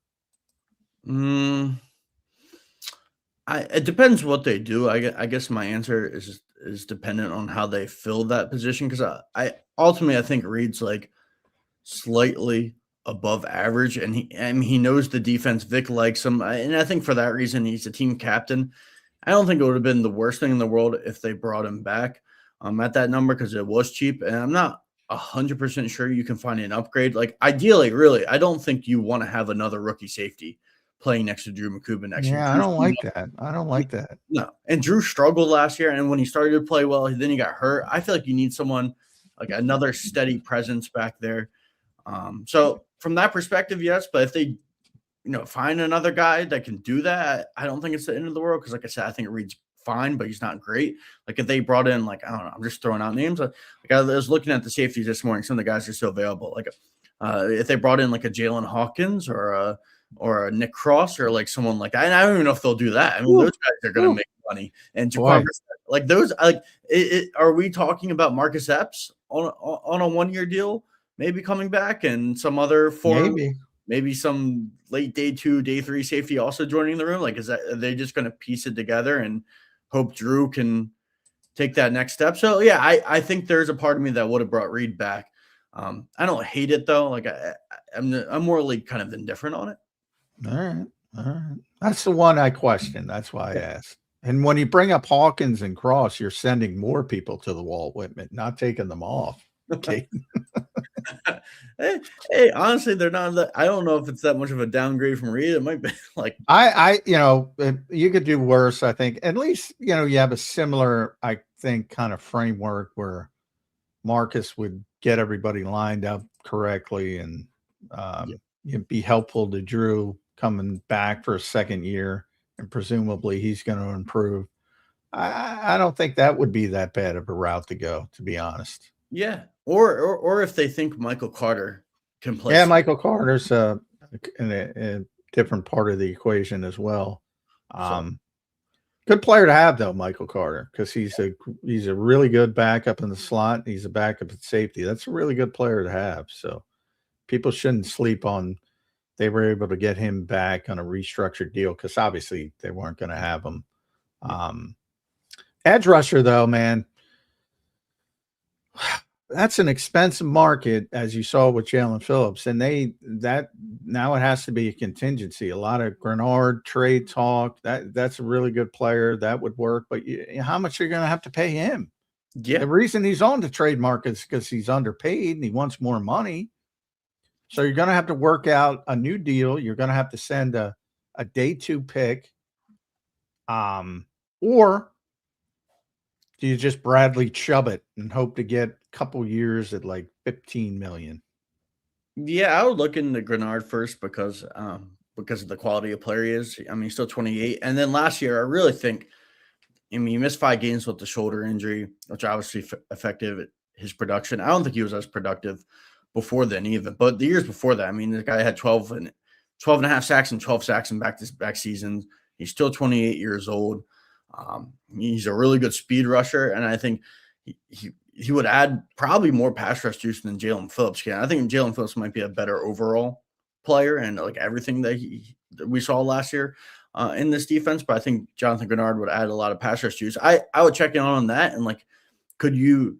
I wonder what type of deal he'll get, right? Because he is 28 now, and he's coming off a shoulder injury, and he's coming off like the worst year he's had in a long time. He had 3 sacks last year. Could you get him cheaper than Jaelan Phillips? Could you get him more around that $25 million, $26 million year range? 24, like something like that. I think the Eagles would be more willing to, because we saw the report come out saying the Eagles were willing to exceed $20 million for Jaelan Phillips. Obviously, they weren't willing to go to 30, but could they get Jonathan Greenard for slightly less? And maybe that would be the one that I would look into. But giving up a day 2 pick when you're going to have to reload on offense here, like I don't know what they're going to do at tight end. Obviously, the offensive line is a concern. We still don't know what they're going to do with AJ, and they trade AJ. They're going to have a need at wide receiver. I just think giving up, let's say it's a 2nd-round pick, that's a valuable pick. Like I just don't know. As you retool the offense, you want to trade for a guy, hand him a massive contract as well when you're going to have to pay other defensive players, and that's part of their strategy, and then also give up a day 2 pick. So I think it's more likely that they dip into the Bradley Chubb thing and they go like a 1-year expensive contract for Bradley Chubb and just go Chubb, Jalix Hunt, Nolan Smith, and maybe they'll add some other edge rusher with that, some bargain bin, Azeez Ojulari type that's out there. Whoa. Can not Can you Aziz. possibly produce as much as Aziz did last year? Yeah. Well, Aziz was supposed to produce. He was supposed to be the steal of the class last year. He Obviously. was. A lot of people. I heard a lot of, he'll be this year's Zach Bond. Aziz Ojulari. Yeah, I think the injury zapped anything that he had left. Caden, before yesterday came, we had the Jordan Davis deal, which hit on Saturday. What did you make of the Jordan Davis deal, man? Big money for Jordan. Obviously has, had a big year last year and has cemented himself as a part of the Eagles' future. What was your reaction and your takeaway from the contract extension given to Jordan Davis? Yeah, I mean, it's big money for sure, but I think it's well-deserved. I think his progression continues to go up and up. Like it's been pretty cool to watch. And then we saw this year his ability to stay on the field way more. I mean, he was truly a dominating force against the run for the most of the year. And he also became a better pass rusher. And I think ultimately what it says is, one, they think Jordan Davis still has more room to grow as a player. And I think he talked about that after the year. I don't think he's done yet. I think he can grow into, top 10 defensive tackle. And I think he's overall a really good player. And I also think it speaks to they believe in his emotional maturity. I think that's the biggest thing about Jordan is he was a young player. He always had flashes. He always had stretches where he was really good, but then it would kind of fall apart because he was overweight or out of shape, wasn't taking his diet as seriously. And then last year, the last year or so, I would say that's all kind of changed. He lost weight, got in better shape. He takes his diet seriously. You could see he's become a leader in a way in that locker room. And I think the Eagles believe in him, and I think they see him as a core member of their team going forward, one of their faces of the franchise. So I think it's a really cool story of patience and development, because I think you're talking 2 years ago, Jordan Davis, I think, was getting questioned by a lot of people, and I think rightfully so. I mean, it's a guy that disappeared for long stretches. You really wondered whether he was worth the 15th pick in the draft. I think 2 years ago, you would probably say no, but I think now, I think you would probably say yes, and it's a good example of sometimes it's okay to be patient with certain players, and I think it paid off for the Eagles and Jordan Davis. And one of the things there, Caden, is it appears that they've paid him as a 3-down player. He has not really been a 3-down player up to this point. Does that bring you concern, or you have confidence that Jordan will grow into that role? Because I will say you're right. He certainly grew into the role they asked him to grow into last season. Will that continue, or do you think a bad projection by the Eagles? I think he can continue. I think Jordan proved last year. I mean, his snaps increased a ton. He talked about after the season that he thinks he could take on even more next year. I mean, he looks in great physical shape to me. I think that was the most impressive part of last year. He wasn't heavy. He was just the way his body stood out. I mean, I think he took care of his body. He's in great physical shape, and I think he could increase his snaps even more. And I think he's one heck of a football player. Really, is he the best defensive tackle, pass rusher in the league? No, but I think he's a well-rounded player, and he's become that's all it was going to take for him. It's he didn't need to become elite in that area. He just needed to become effective to some level, and I think he's a decently effective pass rusher, at least as a pocket pusher, and he's an awesome run defender. And if I think that he's going to continue to take his body seriously, and I don't think there's any reason to see why not. I think it's a fine deal. It is a little expensive, but it just shows you how much they think of him. They think he's one of these core members of the defense, along with maybe Jalen Carter and the two corners. They're going to get paid eventually. They are. Number one, I want to play devil's advocate because Jordan Davis has gotten paid. Zach Bond has gotten paid. Jalen Carter's probably going to get paid. If he's not getting paid, Mora Joma is getting paid. Alex Hunt might get paid. Now Nolan Smith might be back into it. Cooper's going to get paid. Quinyon's going to get paid. That said, you go back to last year, Milton Williams, Josh Sweat, Darius Slay, Isaiah Rodgers, C.J. Gardner-Johnson, now Jaelan Phillips, Nakobe Dean, Reed Blankenship.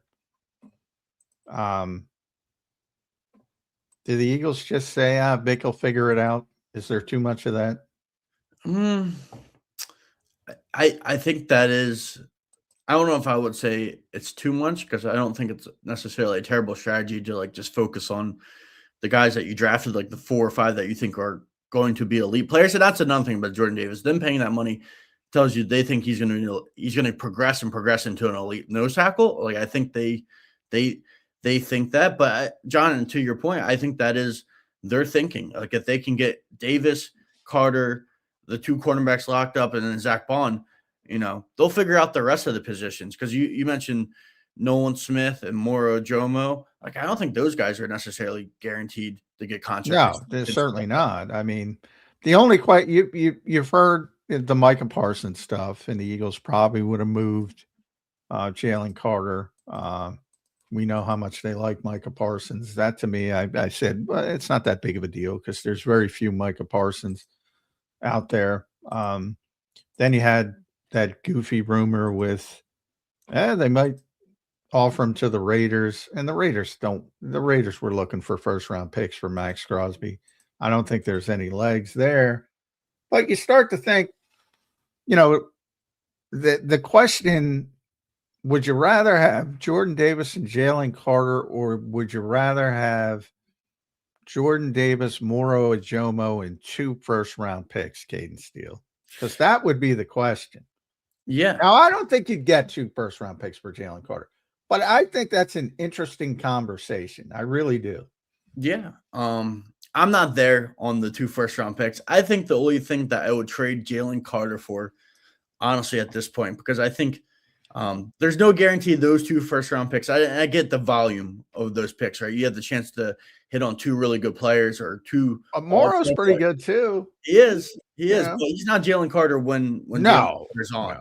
Jalen Carter has a chance to be the best defensive tackle in football. I think at stretches during the 2024 season, he was. I'm not going to say the whole year he was, but at stretches he was.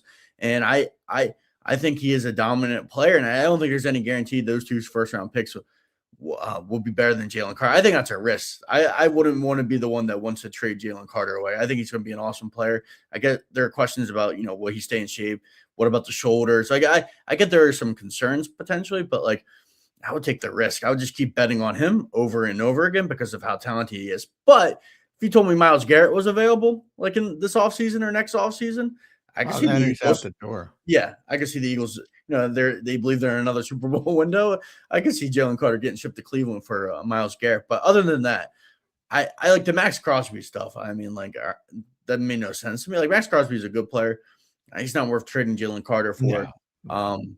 I just wouldn't. I'd trade Jalen Carter, but I get your point because you're looking at teams around the league trading multiple first round picks, and I think that might become something that's more prevalent. I mean, like, would you rather have the star player or get 2 or 3 draft picks and rebuild it? I mean, it's one way to get a good return on an investment. So I'm curious. I mean, I saw the ESPN report that they are accepting calls, but obviously, as we know, I mean, teams call about players all the time. I don't know how much there is to that with Jalen Carter, but I mean, I would have a hard time giving up on him. If he told me next year, I mean, I guess that's the decision. They're going to decide to pay him or not. But like, if he wasn't as good next year, or he didn't take that next step, then maybe then. But like, I wouldn't do it right now.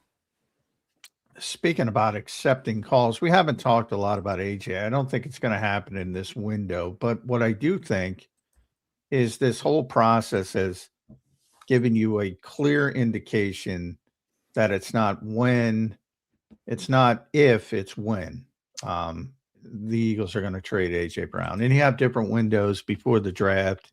Post June 1st would be the most good scenario from a business perspective. And then even if you think about when the Cowboys traded Micah Parsons last year, which was late August, now that seems to be a bit of a window. How do you take this? Because you mentioned the framing with Jalen Carter. Well, that's the same framing we had with AJ Brown. It's like, well, we're not actively shopping him, but we'll listen to everything. Howie's on record saying that's my job to listen to everything. It's more to it. Come on. Yeah, I agree. This is not just, Howie's listening to occasional offers, and he's just having fun up there at the NovaCare, or not the Jefferson training. Yeah, Jefferson Health Training. I made that mistake. Quarter in the swear jar. Yeah, I don't think it's just him though. Going back to just like having fun, listening to offers. Like, I think he knows in reality, and like, that A.J. Brown wants out of Philadelphia. It's clear as day. I mean, I heard Zander before I came on talking about the Albert Beer, where like basically his camp's putting out that he wants to play with pretty much, a real quarterback, quote unquote. Not, I'm kind of going a little far, but like he wants to play with a better passing quarterback is the narrative, which is interesting that that's being pushed out.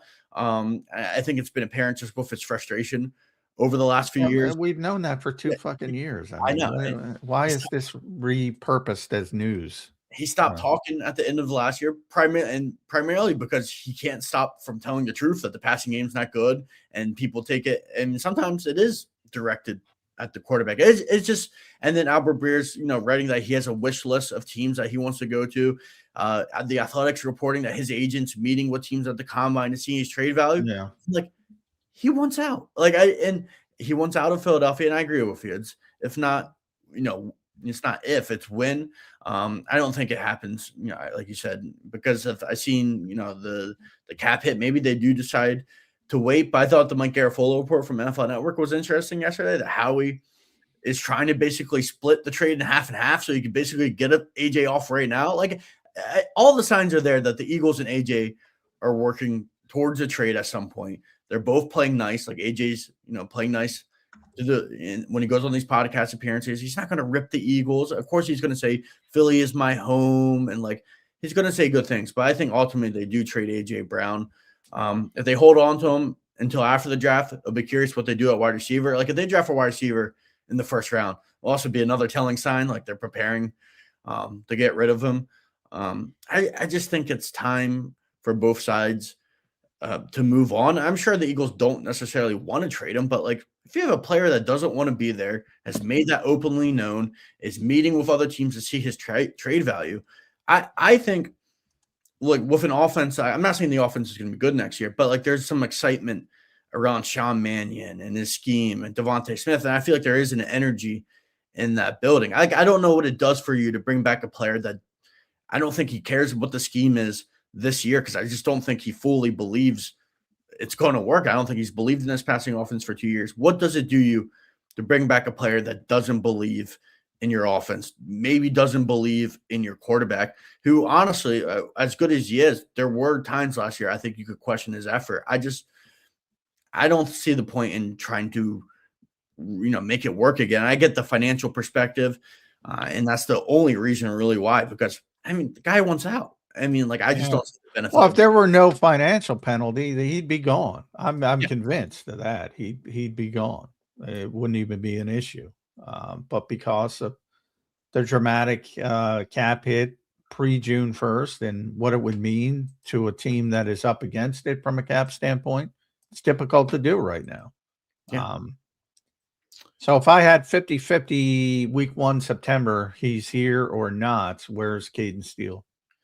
I'll go 65. He's not here, or 65-35. I still think there's maybe their chance because they just can't make it work. They don't get the picks they want back, and I think it's smart business. They're not just going to trade AJ for a second round pick and a fifth. Like they're holding out, and I've seen the reporting like a first and a second, and I think that's fair. Like that's what Green Bay got for Devontae Adams, and I think at this stage, although you could say AJ with he's been a little more banged up in recent years, the production has dropped. I still think he is a dynamic difference maker, especially over a team like New England, like that has no wide receivers that can really, be a difference maker. I think they're going to hold out. They're going to hold out. New England didn't get Alec Pierce yesterday. It just seems like that's kind of aligning. And if they don't, and I don't think even if they were to sign like Romeo Doubs or Jawan Jennings, that's not stopping you from trading for AJ Brown. So I think this is going to be a game of, they're going to go back and forth for a month or so, maybe 2 months. And eventually at some point, it just feels like AJ Brown's going to be a Patriot. Like maybe there's another team that gets involved, but it just seems like they're going to go back and forth. And eventually one of them is going to give in. And I doubt it's going to be the Eagles that give in. So that's why I give the 35% chances if New England just never coughs up, what the Eagles want. Yeah, I don't know if they're going to. We'll see about that. Caden, Dallas Goedert's the last of the big four that is not signed for the Eagles yet.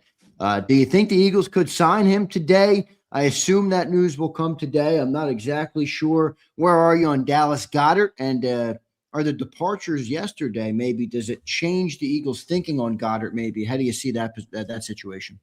I don't know if that necessarily changes like how they think, because if he gets a contract they don't think is worth it, I still think he could be out the door. But I mean, I would try to bring back Dallas Goedert. I think I was the belief for most of this offseason that he would be gone.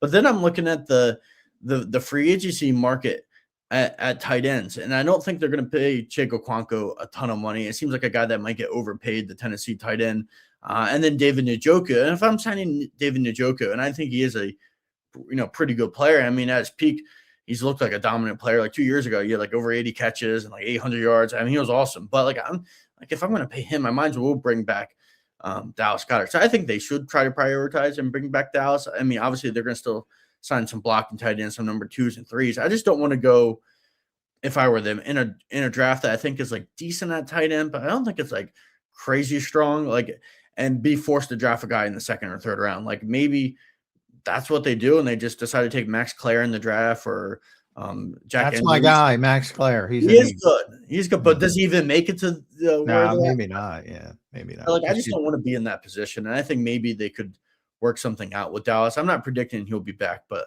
I mean that would be the one guy I would prioritize. Maybe they can give him a 1-year deal with more money. I just don't know if he's going to have like a significant market. I mean, doesn't look like it. Like who's you never know. I mean, day 2, you got these sneaky big deals still. We're not into wave 2 of free agency yet. You're going to see some big deals today, but it doesn't seem like he's got a massive market. Remember, he's going to be 32 by the end of this year, Caden. So, I mean, age plays into it. Was not good in the blocking game. There was a clear descent there.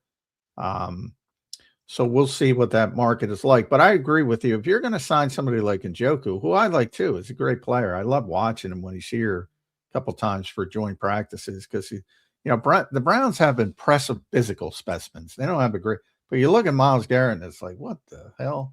And Njoku's like that on the offensive side of the football.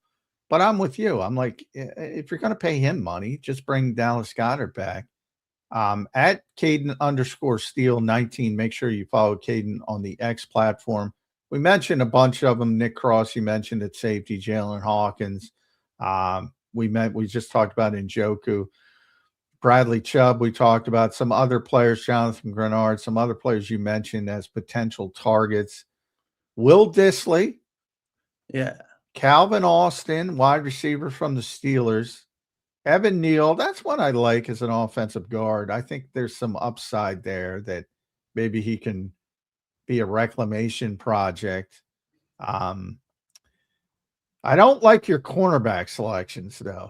Marcus Lattimore and Trayvon Diggs. Although, if I'm going to go bargain basement veteran, I'd probably bring Adoree Jackson back. I think Adoree doesn't get enough credit. I really don't. Yeah. I agree with you on that. But I go Trayvon Diggs over Lattimore looks cooked to me. He does. And both of those guys, I'll just put it out there. I don't like either of them necessarily either. I'm just trying to think I don't think they're going to spend on that position. Even guys I see some of the younger guys that are out there. I still think Cam Taylor-Britt could get more money than they want to pay. And that would be a guy that I would rather have as the young, he was good 2 years ago. I'd rather take the upside, bet that Cincinnati's defense is terrible, the scheme is bad, and he'd rebound in a new situation. But I see your point on Adoree Jackson. I think they're going to go down the veteran bargain bin cornerback route. And if they view, and obviously Howie has generally, he likes bringing in guys of the bargain bin nature who are former 1st and 2nd round picks. Those guys have, obviously that, attachment to them. And at the same time, I think if they think that they could be just a tad bit better than Adoree or about the same level, that's kind of what they're targeting. Because honestly, like you said, John, last year, second half of the year, Adoree was pretty good. So I don't think that's out of the question necessarily either. But I think the goal for them is just to find a number 2 corner who for cheap, who won't hurt the comp pick formula, and who could be average. The best hope is they can come in. And both of those guys have lengthy injury histories now.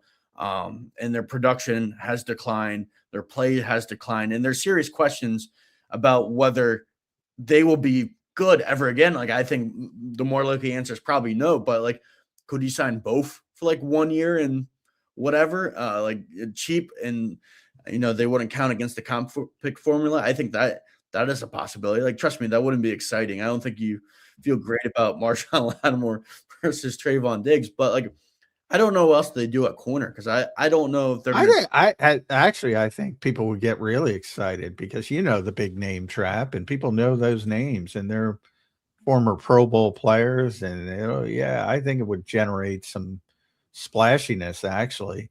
But yeah, I'd rather just bring Adoree back. Good locker room guy, really settled down, I think, in Vic's defense late in the season. Cheap. I think it fits all the markers, but wouldn't be as splashy as bringing in, you talk about the pick sixes with Trayvon Diggs. You have all the talk.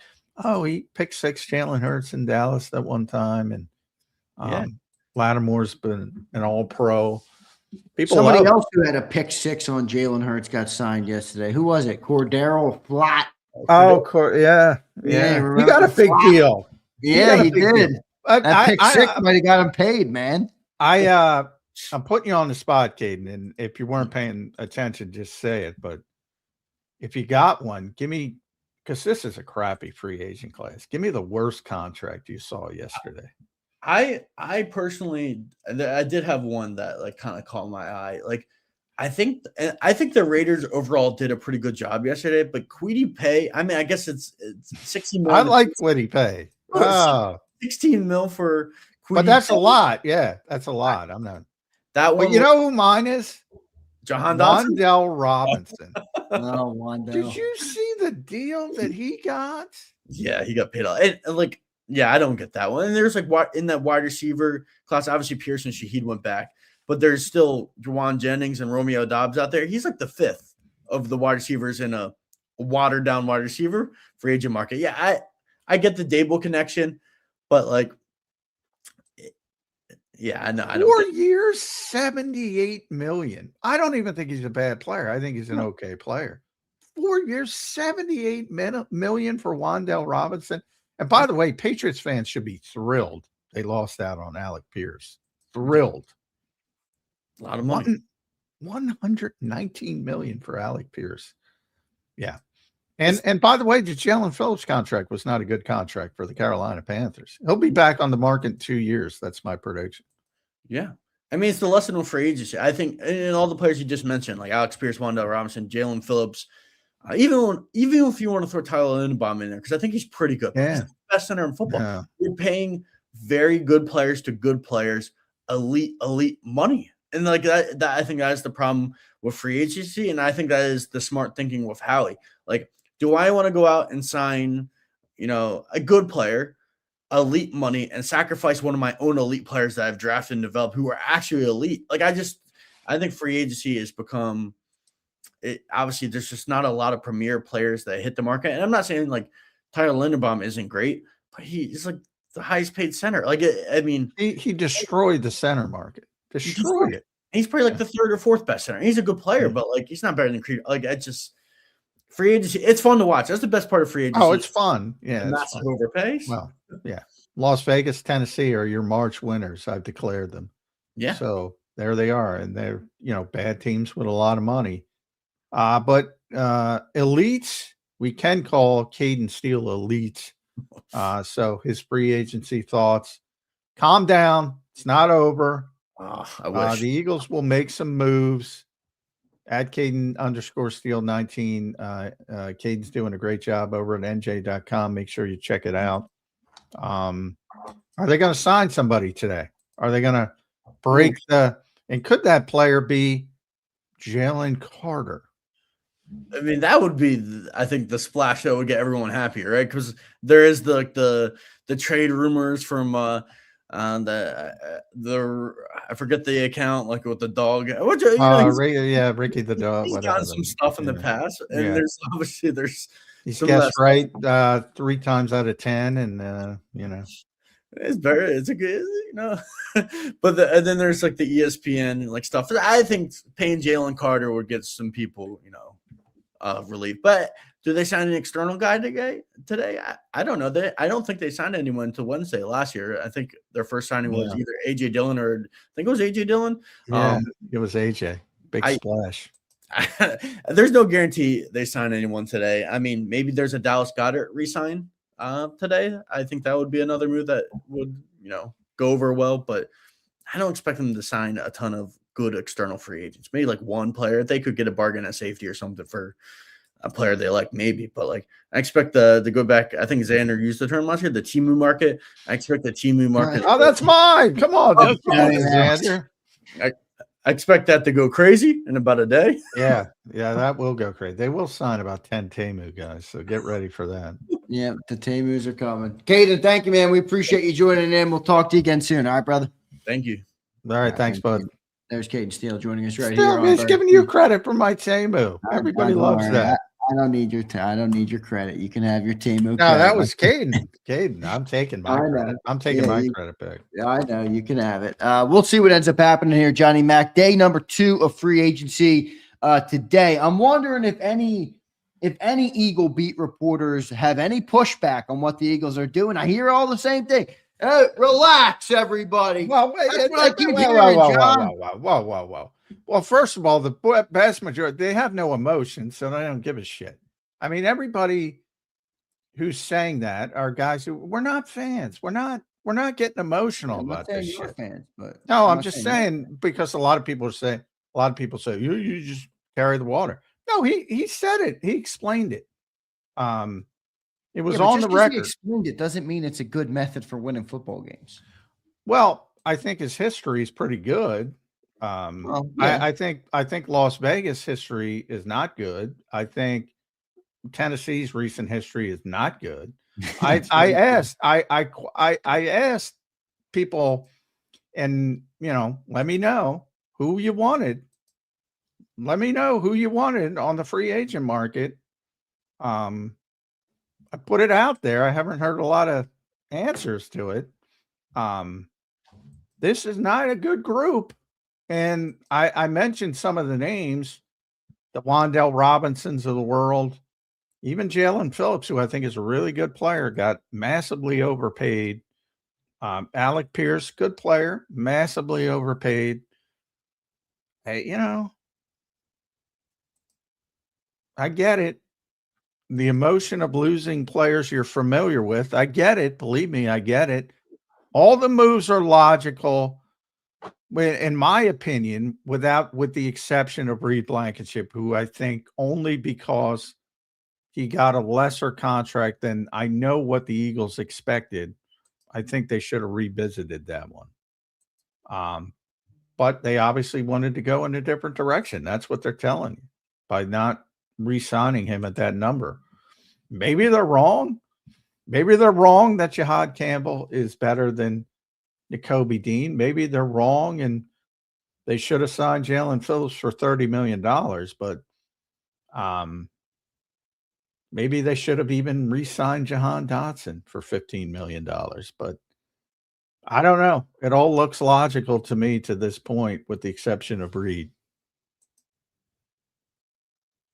All right, John, we'll see what ends up happening. Then your final thoughts today. And when will we be talking, man? I thought for sure we'd be talking yesterday. We did not. Will we talk today? We'll see. Well, I would have warned you yesterday. I said don't expect a lot. Exterior, interior, maybe the hope was to get Phillips back, but exterior. As Caden pointed out, I think it was Wednesday last year when you get AJ Dillon. I'm not sure AJ Dillon was, I don't remember if we did a live hit with AJ Dillon. It was certainly not worthy of one. But we might do it because they're always worthy, John. They always do good numbers, and we need it. I meant from the standpoint of obviously what he meant to the team. What he was to the team, right? Yeah, that's what I meant. So from the standpoint, but yeah, when they sign a player, people will get excited. But just remember, it might be AJ Dillon. So Well, get ready, John. You're going to be repeating yourself as more Temu signings come because we'll be doing hits on all of them and see how it goes. And I'll say they're, if they're 1-year deals for no money, I'll be preaching caution. And there's not going to be the next Zach Bond. I'm going to predict that already. Yep. All right, Johnny Mac, good stuff, man. You're fine. Oh, wait, real quick. I think I have one extra super chat, $10. I want to get it. All right, yeah, we do. Go Bird says this. Am I the only one not freaking out here? Q, Coop, and Carter are the only ones that are irreplaceable. The rest were just dudes, and JP was never ours. Guys got to get out of their feelings. Go Birds with a Johnny Mac comment to boot on the way out. I would just say nobody's untouchable. But yeah, probably the closest to it would be Quinion and Cooper because they're so young. But if the NFL tells you anything, everybody's got a shelf life. Everybody's got a shelf life. No doubt. Johnny Mac, good show today, man. We appreciate you doing it, and we will talk to you maybe later today, maybe tomorrow. We'll see what happens. All right, Johnny Mac, thank you, brother. All right, thanks all.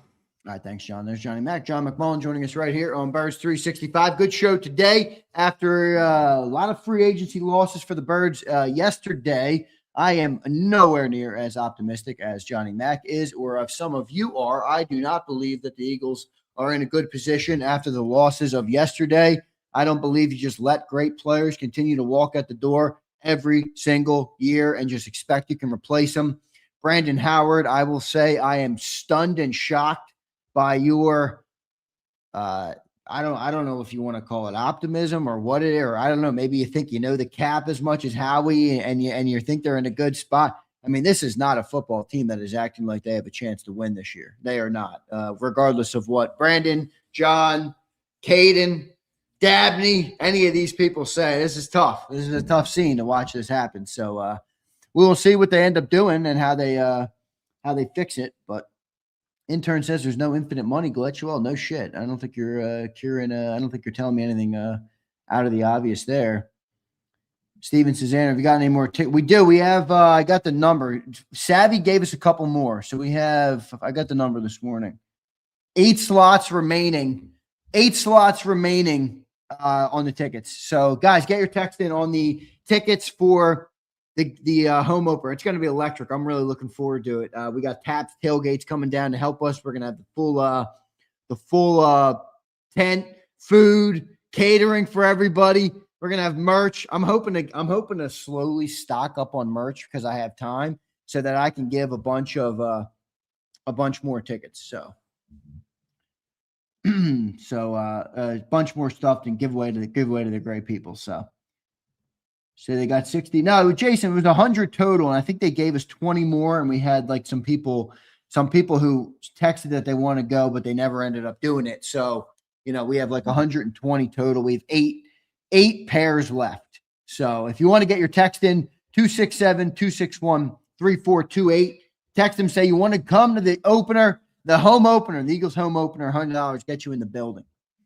Frank from Philly says, Zander, I'm not relaxing until I know AJ is staying. Well, it's going to be a long time until you're relaxing then, my friend. JD3 says, read Jalen Hurts' numbers over the last 4 years. You might find your answer there. What the hell did Jalen Hurts' numbers have anything to do with AJ Brown? AJ Brown's got numbers. That's my point. I don't think Jalen Hurts' numbers have anything to do with it.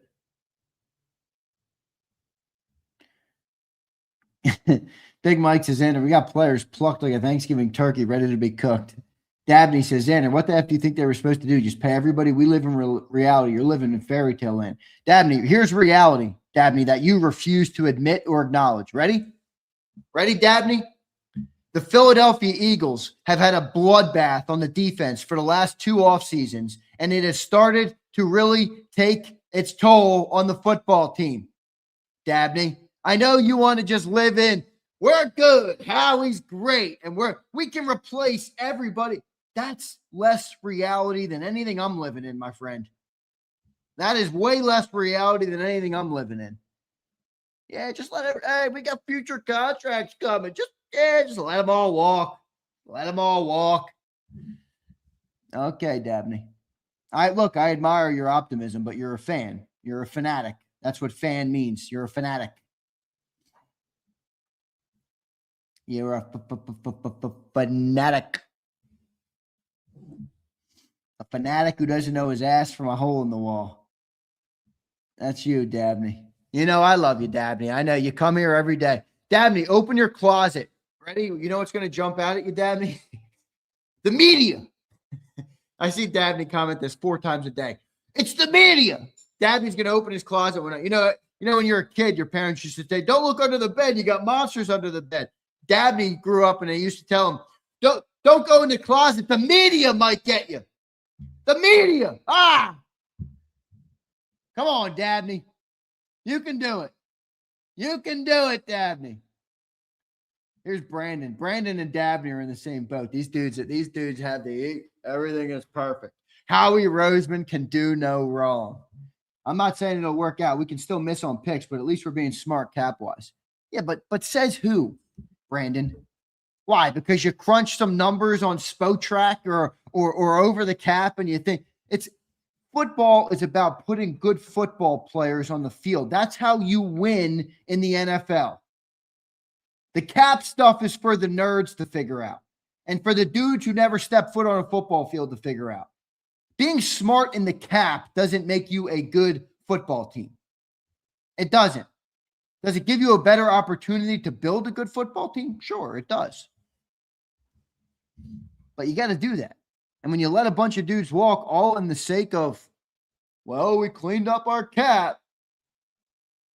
Well, dude, we let 5 defensive starters walk, but our cap is cleaned up. Okay, but we let 5 defensive starters walk.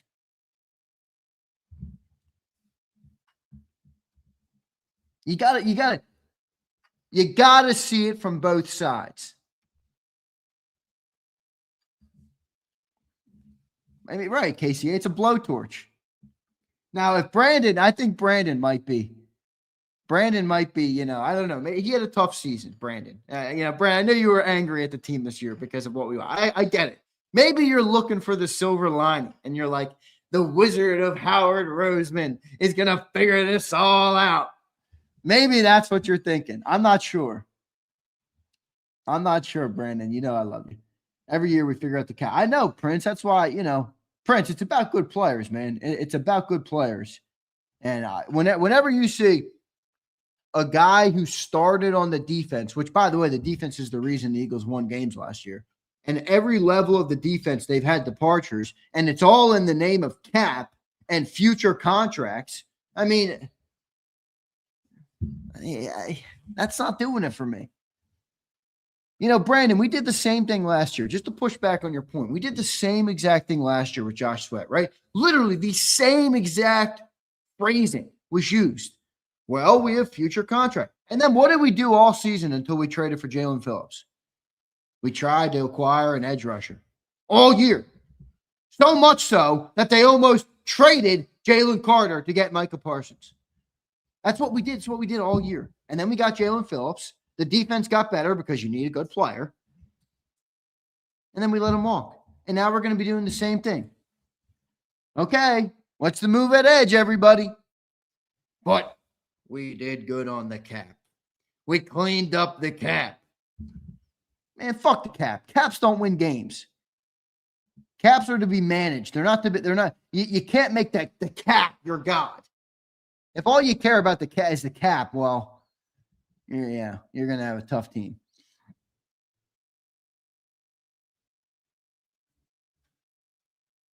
Uh-oh. Chris Scott says, my bet with Siglord is already over. I don't concede yet. Maybe after today. Uh-oh, Chris, what was your bet? What was the bet? It must have been a win game or whatever. All right. Here's WAB. Zander, we're sorry. What's the cell number? Ready? 267-261-3428. Guys, it's going to be an electric event. I'm telling you. It's going to be an electric event. I'm really looking forward to it. We've never done, an in-person JAKIB game where everybody can get together, and also go to the game. I don't think I'm going in the game, but I'll be at the event. So I think it's going to be really kick-ass. We always do it big. We are going to take care of people who come out. Don't you worry. We're going to try and do as much for the great people as humanly possible. I'd like to get as much JAKIB merch and Eagle merch as I can to try and give to people and, toss out or whatever we end up doing. Maybe we'll be doing a show from down there. That all depends on the internet and stuff like that. I'm not 6ABC, so it's harder for me to get set up on the internet as it is, other people are going to be able to do it. So, but I am really looking forward to it. And I hope all of you guys go if you're a fan of JAKIB. We have a lot of people who in here who just watch the hate. So, if you're one of those people, then stay the fuck outside, but, or inside, I guess I should say. But I do look forward to meeting all of you guys, and I hope you guys come out. All right. So shoot the text 267-261-3428. Come on out. Here's Brian Fleming. What's up, Brian? Howie is doing this because cash over cap and avoidable years might go away with the new CBA in 2030. He's leveling out to not get destroyed. Okay, Brian, but then they should be honest that our team's going to suck for a couple years because we overpaid. The credit card bills are too big, and with what's changing, we're going to have to reevaluate. Let's not chalk it up to, well, it's a retention off season, and then everybody you're supposed to retain leaves. You go to order, you're at a steakhouse and you order the filet mignon. It's $120 Wagyu 8.5 whatever steak, whatever. I know that's not filet, whatever. The $120 steak. The waitress brings you over chicken tenders and French fries from the kids' meal, and all of you guys are like, "Well, we had to prioritize for later." There's other people coming to the steakhouse tonight that they needed the steak for. What the fuck? I ordered steak. I don't want chicken tenders and French fries.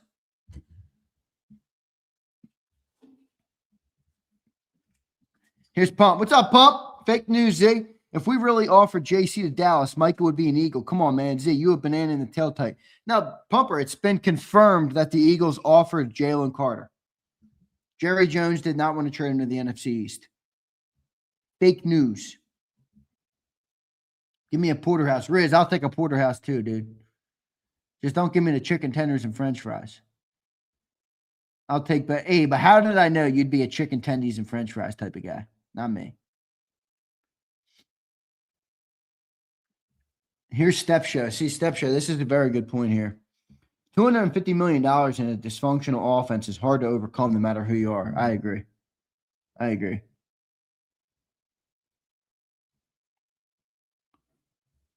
rather have a burger than a steak. Come on.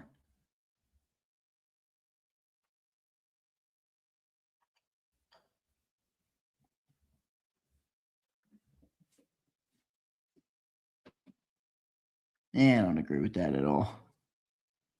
Boy, the Eagles must love the media. The Eagles must absolutely love the local media. All the Eagles brass wants to hear is how smart they are, and they have so many people around them that just tell them how smart they are all the time. It's all they want to hear. It's all Howie, Jeffrey Lurie, the whole front. It's all they want to hear. And so many people, including, Brandon Howard and Johnny Mack today. They're so smart. They're doing it all right. Man, put the best players on the field. When you have great players, stop letting them walk out the room and trying to replace them with cheaper, worse players. It doesn't work. Too many people telling these guys how great they are. You guys are so smart. The Eagles are so smart.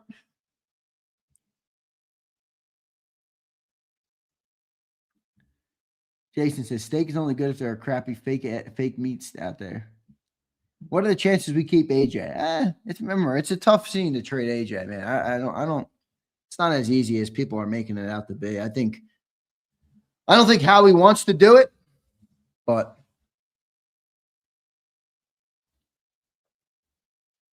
T-Time says, which one of the three you wanted back? So, T-Time, I wanted Nakobe just because I like Nakobe, but I understand. That's the most obvious business one.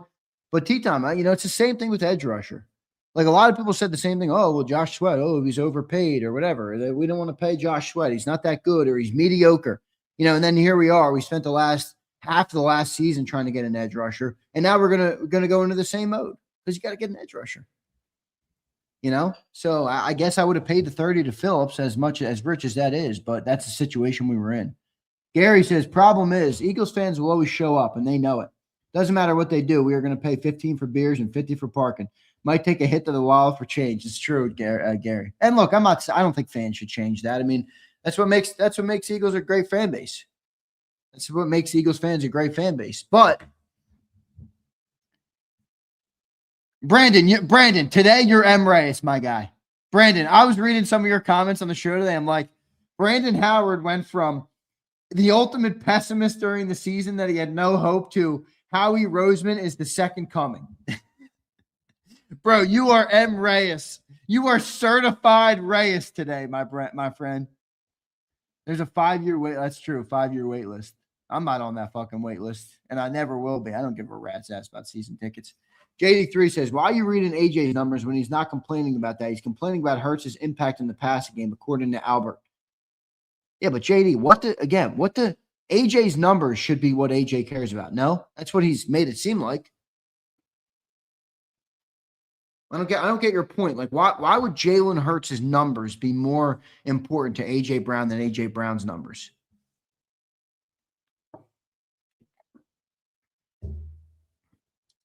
Yeah, I don't know. It's so funny, Cowboys fans. It still is making them famous. There is no M. Reyes but M. Reyes. There he is. M. Reyes speaks. Please talk about poodles. Fuck poodles. We don't talk about poodles. I thought Cap was going up 29 due to TV con. Well, maybe. I'd rather go to a Phantoms game. Rasputin, what are the Phantoms? Are they still the Adirondack Phantoms or whatever the hell they were? I remember back when they played at the Spectrum and they were the Phantoms. Lehigh Valley Phantoms they are now. Weren't they like the Adirondack Phantoms or something? They were, right? Is the Adirondack Phantoms... Yeah, they I guess they changed again to the Lehigh Valley Phantoms. Is that right?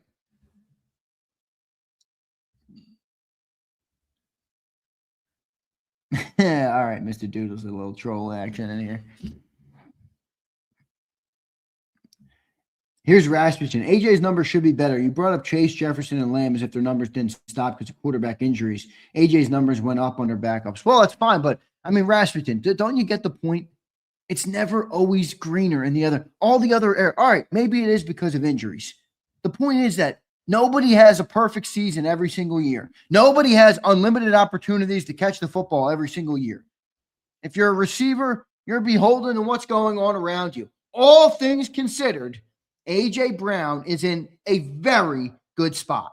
He's a top-paid receiver. He has top numbers in the NFL in the last 4 years. He's got a ring on his finger. He's got 2 NFC titles. Like, dude, if that's not enough for you, good luck finding better consistently in another spot. I don't think you're going to find it.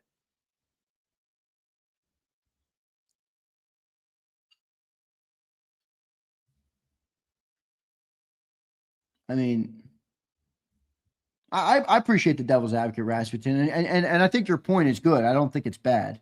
It feels to me like, yeah, I mean, that's another good point, Preston. How many games did AJ miss, Rasputin? How many games did AJ miss?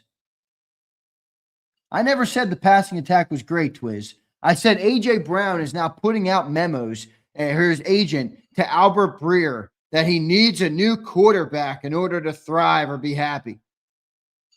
It's fucking stupid, Twiz. We can acknowledge the passing game has been way down the last couple years and needs to be better, and also acknowledge that A.J. Brown is living in fucking fairy tale land. CD missed 7. I think A.J. missed what, though? He missed like 4 last year. Let me look it up.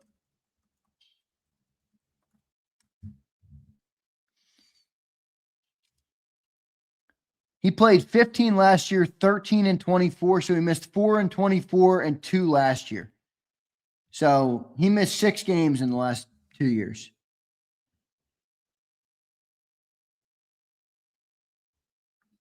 AJ's 14th in receiving yards the last 2 years, and he's top 5 in the last 4 years.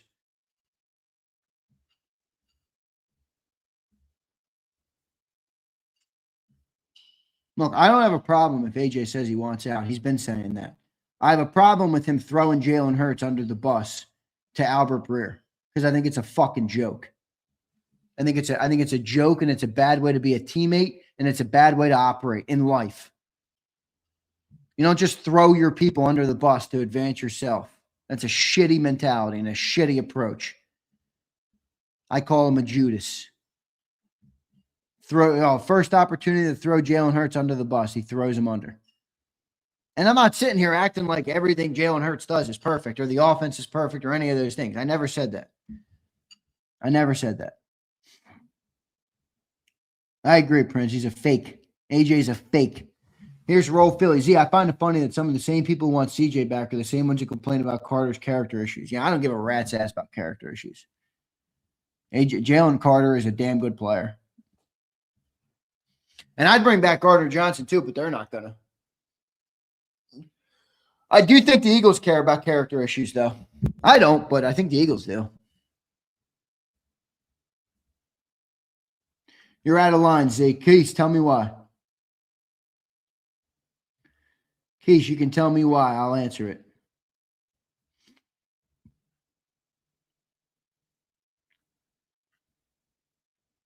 All Card says, yo, Zander, I'm mad about me. Yeah, me too, man. I understand N'Kobe more than the others, but, man, I freaking love N'Kobe.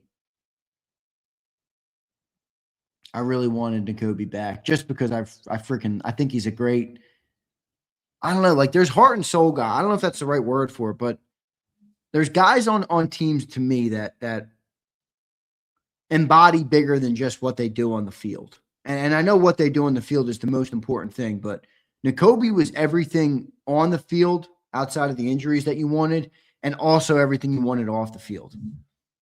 And that's where I struggle. The cap, guys. The cap. All right, well, we lost great players. Is the cap really? I mean, really? Is that the priority? Is great players the priority or is making sure cap is the priority? I don't know. I'm not saying cap doesn't exist. I think John's right about that. You can't act like cap doesn't exist, but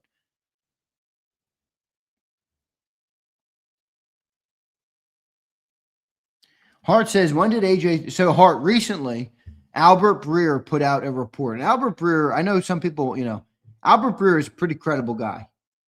He put out on his podcast, which I listened to last week. I think it came out on Thursday or Friday morning. Albert Breer's podcast, that A.J. Brown is basically looking for an offense that has a different quarterback. That's basically what Albert Breer said. I'm paraphrasing, but it was largely along those lines. When you have your agent go to that spot to get yourself out of a situation, and you do it by throwing the quarterback under the bus who has you 5,000 yards in 4 years and 30 touchdowns and find me another receiver in football. Ready for this? Find me another receiver in football where a quarterback vouches for him, gets him traded to that team. He gets a max contract on draft day, 4 years, $100 million. And then with 2 years left on that deal, he gets another new max contract. Jalen Hurts was his quarterback for that. Now, again, I don't need to sit here and lie to myself and say that the offense was better than it was. The offense stunk. But when you have your agent go to Albert Breer and say shit like that, I think you're a snake. You're a snake. And you throw Jalen under the bus the first chance you get. A.J. Brown didn't make shit. What a joke of a comment. Keith says, Jalen Hurts became an all-pro player. Keith, are you going to sit here and tell me that that's a good comp? Really? Jalen Hurts coming off his first year starting? Jalen Hurts. Well, what player is an all-pro in their first year starting, Keith? That's a bullshit comparison. And by the way, nobody talked about A.J. Brown like that until he came to Philly. Keith, don't have revisionist history. A.J. Brown was a decent wide receiver who was drafted in the second or third round. who had 900 yards or 1,003 yards, whatever the hell it was in Tennessee. Nobody talked about AJ like that. They made each other because that's what football is. It's not an individual game. It's a team game. AJ needed Jaelan, and Jaelan needed AJ. Come on, man. Come on. Bullshit, Abe. Bullshit. Bullshit. I'll criticize Jaelan when it's necessary, but I'm not going to sit here and act like the guy's been a fucking can of trash juice. I mean, come on. Come on. How do you get 2 top-tier contracts with a stiff quarterback? Someone spelled it. Someone put that puzzle together for me. Because he was a 1-year starter, Texas boy. Come on, man. Oh, my God. Keese, you're slobbing on A.J. Brown, dude. Holy shit. Guy's proven to be an emotional buttercup. And, hey, I've defended A.J. Brown quite a bit. And I got quite a bit of chirps from it.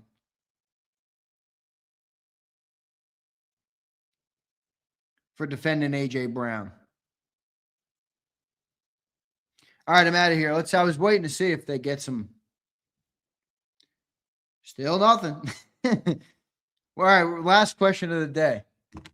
Oh, now I'm under Jalen's desk. Oh, what a joke. You see how insane this sounds, Keese? One day everybody, Zander's a Jaelan hater, and now I'm under Jalen's desk. Oh, God. What a joke. What a joke. You're delirious from those PPA tickets. Those PPA tickets I am pissed about. Probably have another one. Let's be real.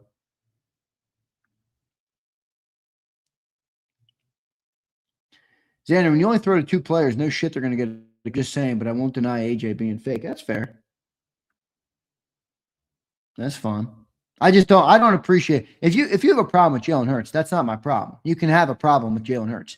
But to be like nefarious about it and have your agent go to Albert Breer and say, I want to play with a better quarterback. That's low blow. Keese, I'm surprised you can't see that, Keese. I'm surprised you can't see that, Keese. Like Prince said, I like what Prince said. Brothers fight. That's fine. A.J. Brown and Jalen Hurts can fight. They can be mad at each other. They can not like the direction of the offense. They can have different opinions. That's perfectly fine. But to go behind the back like that and then put out a report through your agent, through a national reporter to say it on their podcast that you want a different quarterback, dude. Come on, man. That's a bad look. That's a bad look. And look, and now they're back. Jalenite. There you go. Now I'm back to being a Jalenite. There you go. You guys are all over the place. You're all over the place. All right, last question here. Where do you guys think Dallas Goddard ends up? Where do you guys think Dallas Goddard ends up?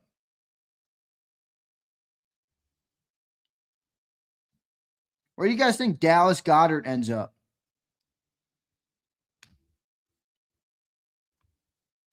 San Francisco? Shoot, that'd be a good fit for him. Jaguars? I could see that.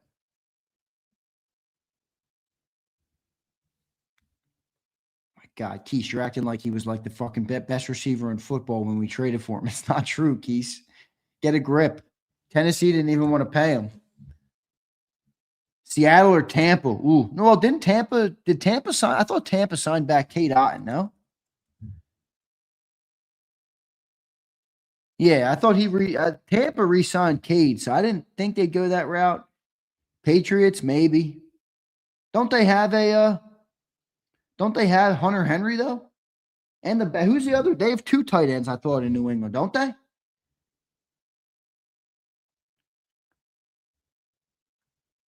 He's staying. Tea time. I hope you're right. I'd like for Goddard to come back. Chiefs, yeah, pump. I thought that too until they paid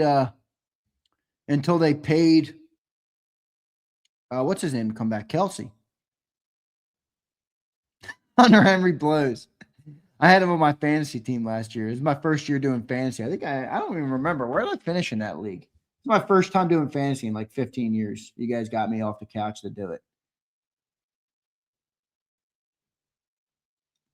Did I finish up all right in that league? I don't really remember. Who won that league?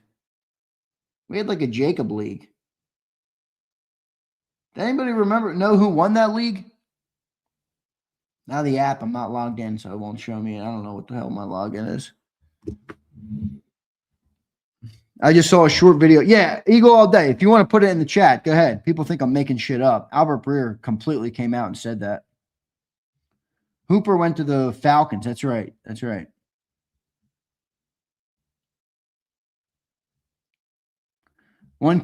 I like this name. 1K always moping. That's true, man. That's true. The Chiefs like to run 12. That's true. They do run 12, but my question was the money. You know, they paid pretty decent money to Kelsey. Do they want to spend $25 million on tight ends? I'm not sure.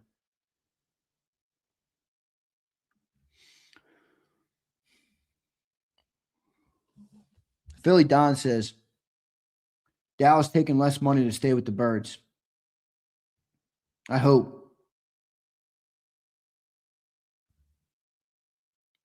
I think Goddard should come back, honestly.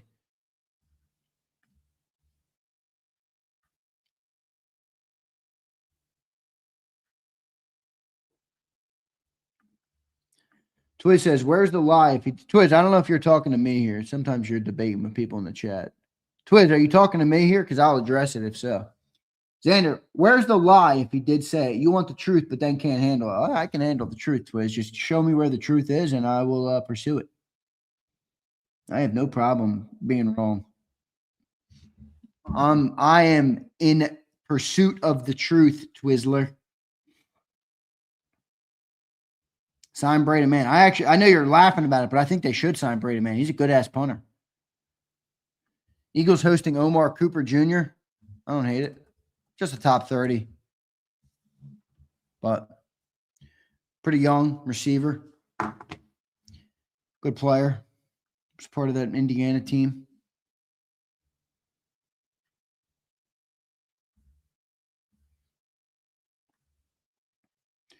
Did Twiz answer me? Was Twiz coming at me or no?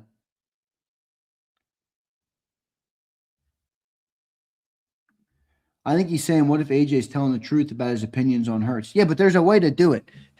Speaking the truth about the offense is one thing. Slandering a person that has been in your corner publicly so that you can get what you want makes you a whiny little cispot. And, quite frankly, a shitty friend and a shitty teammate. You know, don't any of you guys have like, I don't know, like you could call, what do you want to call it? Bro code? Anything. Family code? Don't you guys you can fight with people in your family. You can fight with your brothers. You can fight with your teammate. You can disagree. You can see it a completely different way. You're humans. But then you go and you shit on somebody publicly. It's a different look. Exactly. It's called integrity. It's those two things are not the same. I don't.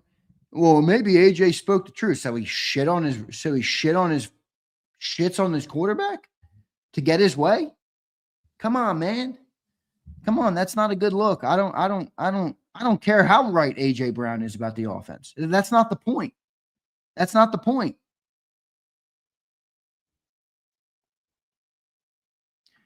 Rasputin said Hurts did the same thing to the coaches trying to cover up his deficiencies for 3 years that AJ did to him. Well, I'm not sitting here telling you that AJ or Jalen Hurts doesn't have any deficiencies. Now, I don't know exactly what you're talking about with the coaches. I don't remember Jalen Hurts blatantly throwing coaches under the bus. I remember him throwing Patullo under the bus before Patullo was ever the OC at the locker room after they won the Super Bowl. And Jalen was cleaning out the locker, and they asked him about Patullo. But I also subscribe to the belief that 2 wrongs don't make a right. So if Jalen Hurts does it to the coaches, that doesn't make it right for A.J. Brown to do to him. Homie, that don't exist no more. Fake world. Bruce, ain't that the truth, unfortunately. That's why, Bruce, I keep my circle small. Here's Prince. Prince says, you guys are ignorant. Jalen Hurts is his so-called best friend and the godfather to his daughter, yet he publicly disrespects him, and y'all don't see the problem with that. Yeah, Prince, this one I don't even understand what the misunderstanding is here. I mean, this is just a bad look. It's just a bad look. I mean, it really is. It really is a bad look. I mean, again, it's different than being critical. You can have a problem with the offense, but handling it in that way is where I have the problem.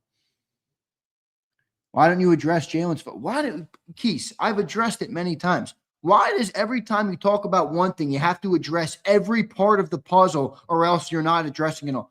Keith, how many times have we talked about Jalen Hurts on this show? How many times have we addressed Jalen Hurts in the passing game? How many times have we addressed the deficiencies of the passing game? How many times have we addressed the offense not being good enough? How many times? We're not talking about that, Keith. I'm talking about A.J. Brown throwing the quarterback under the bus publicly. That's what I'm talking about, Keith. Focus, Keith. Focus. Come on, man. Holy shit, Keith. Holy moly. Here's Texas T. What's up, Texas T? AJ had 1051, 1075, and 869 with the Titans. D. Henry was getting all the yards. Only 2021 did AJ have more yards than Henry. That's true. Zander agreed. Jalen's not the only one out here saying he wants a wide receiver who doesn't drop. That's true. If I were Jalen, I would do that. Jalen was doing the book thing. By the way, congrats to Jalen on releasing the book. That's pretty cool. The kids book. That looked pretty awesome. I didn't look too much into it, but I did see him. He was on Good Morning America or one of those things. How funny would that be? You know, if Jalen Hurts is up on the Good Morning America set and he throws in, yeah, well, we had a tough loss in the playoffs. If only my star $32 million wide receiver could catch a ball in his hands 3 different times. Oh, wait, that would make Jalen Hurts an asshole, right? Yes, it would. Yes, it would.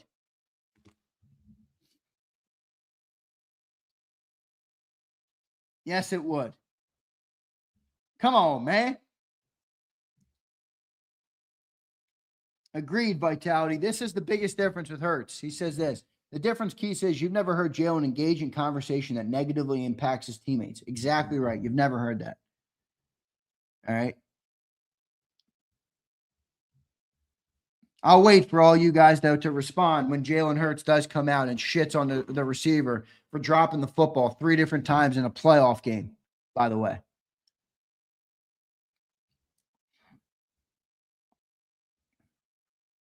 Probably didn't see what. I didn't see it. Dude, there's a lot of chat. What did I miss here? Because is somebody bitching? There's always somebody bitching, dude. JD3 is the latest. JD3, don't tell me you're bitching now, too. Is that what? Let me find a JD3 comment. Avoiding the Andre comment. What the fuck's the Andre comment? Because he got proved wrong. Classic ego. What are you talking about, JD? I don't even know what you're talking about. The Andre comment. Oh, you sent me a super? Let me get to this guy. Andre Johnson had top contracts with 12 quarterbacks. Okay, and what does that have to do with the situation we're talking about here?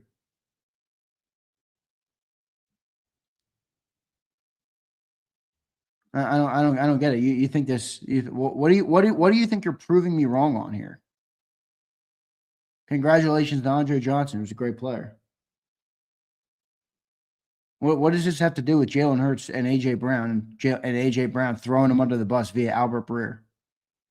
What does that have to do with anything?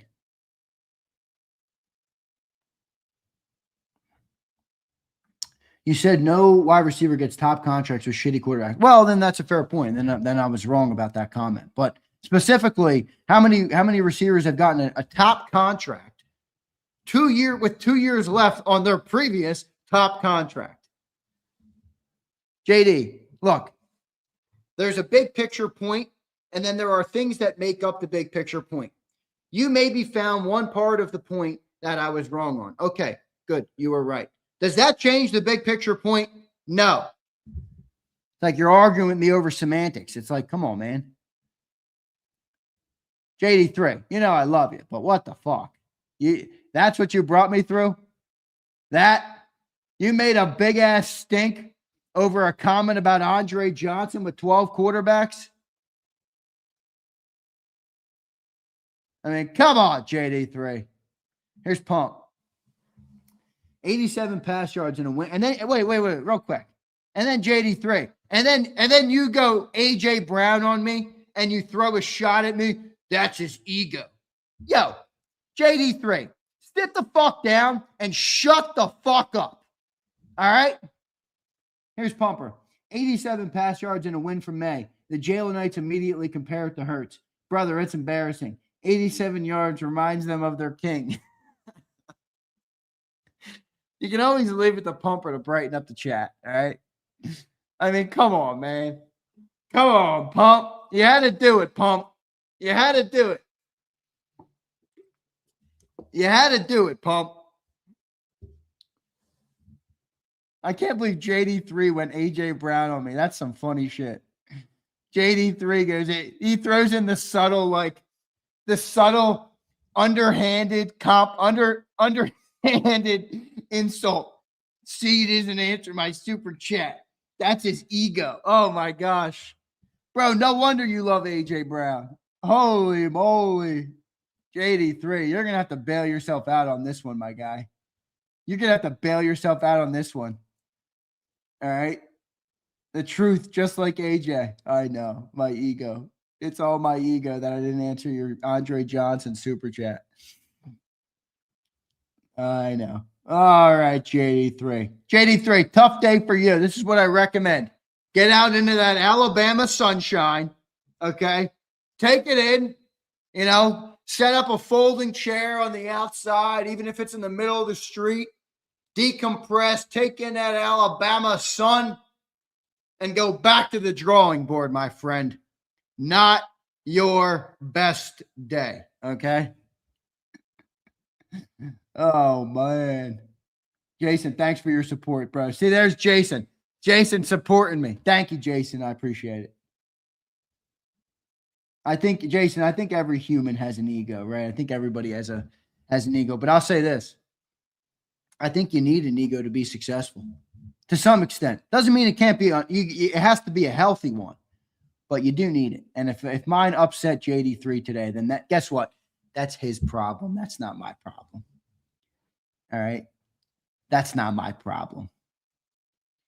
JD3 is the shrinking violet of the day. Oh, baby. Oh, baby. JD3. What are you going to do, JD3? JD3, I don't know if I've ever had to take you to the woodshed. I don't know. We've had a pretty good relationship via chat, my friend. Now I got to take you to the fucking cleaners. Enjoy your stay, my guy. Enjoy your stay. Classic. An absolute stone cold classic. Spring break in the sun. Yeah, it might be frying that brain of yours. All right. Here's Rasputin. Rasputin's not a Jalen Hurts guy. Let's see what he has to say. Hurts has an excuse for every failure. He never takes accountability. I watched Tom Brady, Josh Allen, Pat Mahomes all fall on the sword for losses that weren't their fault. Well, I wouldn't disagree with this fully. I would disagree with it to some extent, but Rasputin, where I do agree with you is I don't know if it's his personality, but you're right. Jalen's not really the one to get up there and do that. But, Rasputin, I've also heard him after games say, I got to be better. It starts with me. I got to be better. And maybe you don't think it's real. Maybe you think it's all lip service. I don't know. But I don't think it would be fair to say he's never taken accountability. I mean, I've heard him take accountability. So I don't know that I agree with that fully. I was going to say, HKP, I thought I've heard Jaelen take plenty of accountability before. Pumper says, all good, JD3. We take Zander to the woodshed on a daily. Pumper, you're still dreaming of Keely bingo. Come on, Pump. You're not taking me anywhere, Pump. You got to be kidding me. Z, exactly. Jaelan said after the playoff game, I got to be better. It starts with me. Yeah, Where I think Rasmussen is right, and you can't be blind to it. Jaelan does have at times a little bit of an off-putting personality to people. Now again, like I just said to JD3, that's not his problem. That's everybody else's problem. If they have a problem with his personality, then hey, take it out with yourself. So I don't think that's all on Hertz, but he does have that kind of, the t-shirt slogans, he doesn't really give you anything real. It sounds scripted. It doesn't sound real at times. And I think that's fine. That's kind of his personality, but I understand why some people would have a problem with that. There's times where I've had a problem with it, where it annoys me.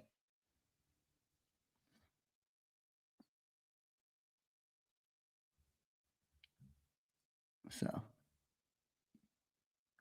PBS says Jaelan wearing hoop earrings. What the fuck does Jaelan wearing hoop earrings have anything to do with anything? Boy, some people latch on to the weirdest shit. Like, dude, if you want to criticize Jalen Hurts, to me, it starts and ends with the offense not being good enough the last 2 years. The offense is not good enough. And you, as the quarterback of that team, require to be held responsible for the offense not performing up to par. That's it. I don't give a fuck about hoop earrings. I don't give a fuck. I mean, really? Hoop earrings? Is that what we're talking about? Fucking hoop earrings? I mean, come on, PBS. That's some dumb shit, man. I don't know if you were actually criticizing them for it or you're just bringing it up, but I like the beret. You know me, Fleming. I like goofy hats. I thought the hat was cool, man. I thought the hat was cool. Original Philly says they just want you to hate everything. Yeah, well, I don't.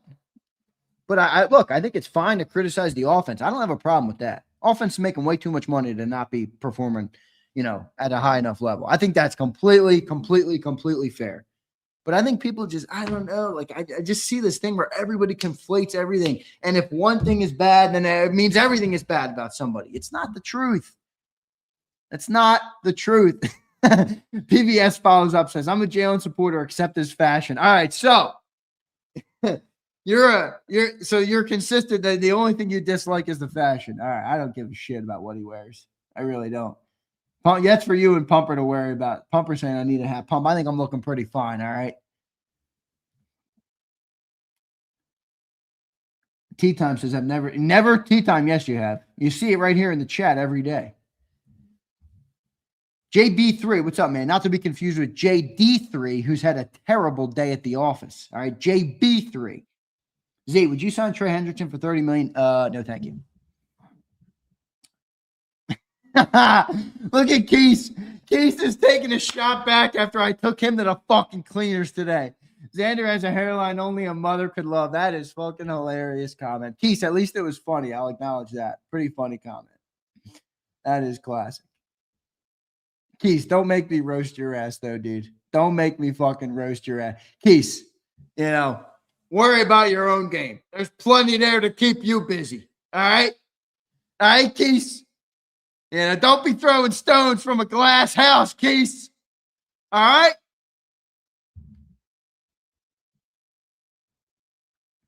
Rasputin, I do agree with this. I don't give a damn what he wears. I care about him getting better as a passer. I agree with that completely. Rasputin, I think that is fine. Prince, I'm kind of sensing the same thing, Prince. A bunch of buttercups projected. They want me to have their insecurities, Prince. I don't have them. All right? That Alabama Sun might put some hair in your head, Jake. JD3. Oh, that's classic, man. That's classic. Big Mike Zander, our new secondary along with Q and Coop is Bingo and Brown. Sounds like a South Philly law firm. You hate to see it. I think the better conspiracy, Fleming, is that the beer can to Howie's head turned him into a freaking stiff. Guys, in all seriousness, since the Super Bowl, after the Super Bowl, I'm not talking about the Super Bowl year. I don't want to hear about the signing of Zach Barnes. I'm not talking about that. I'm talking about after the Super Bowl ended, okay? After the beer can to the dome, specifically. How has Howie been as a GM? All the signings that have taken place after the parade, how has Howie been as a GM? Give me a grade. You know, I think about some of the deals. We extended, we redid the contract of Saquon Barkley. Cam Jurgens got a big contract. They had the Timu offseason last year with Joshua Uche and Ojulari and Adoree Jackson and all these guys. They drafted Jahad Campbell, which was a good draft pick. Andrew Makuba. How has Howie been since that Super Bowl? I don't really think it's that good. I really don't. And I'm not trying to say, hey, Howie's a problem. That's not what I'm saying. I think Howie's a great GM. All things considered, Howie Roseman's a great GM, one of the best in football. But that doesn't mean he's perfect, and it doesn't mean he makes every move right, and it doesn't mean he's going to be the best GM in football every single year. So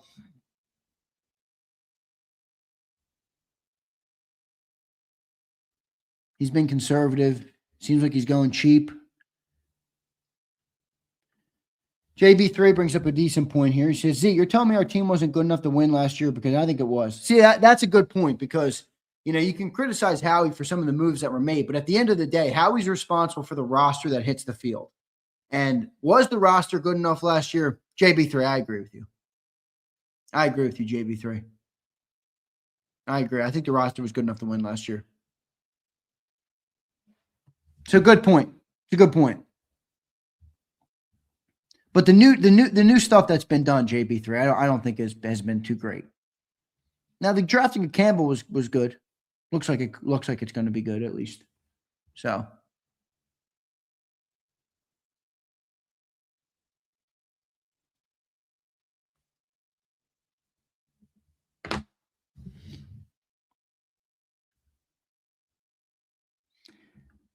look at Keys. Our O-line has taken such a cataclysmic hit. Look at that. Holy shit, Keys. What are you, an English teacher? This dude's chirping hairlines and giving us English lessons. Tough day to be Keys. Wouldn't want to be Keys today. I wouldn't want to be Keys, and I wouldn't want to be JD3. I wouldn't want to be JD3.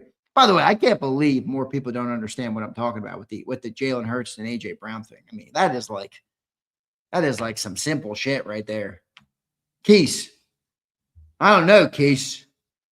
Should I trust you, bro? I don't know, man. You'll turn your back on your closest friends. No, when one thing goes wrong and you throw them under the bus. Holy moly. I learned a lot about this chat today. We learned a lot about this chat today. All right, guys, I'm out of here. Good show today. Full extra hour on Zander time.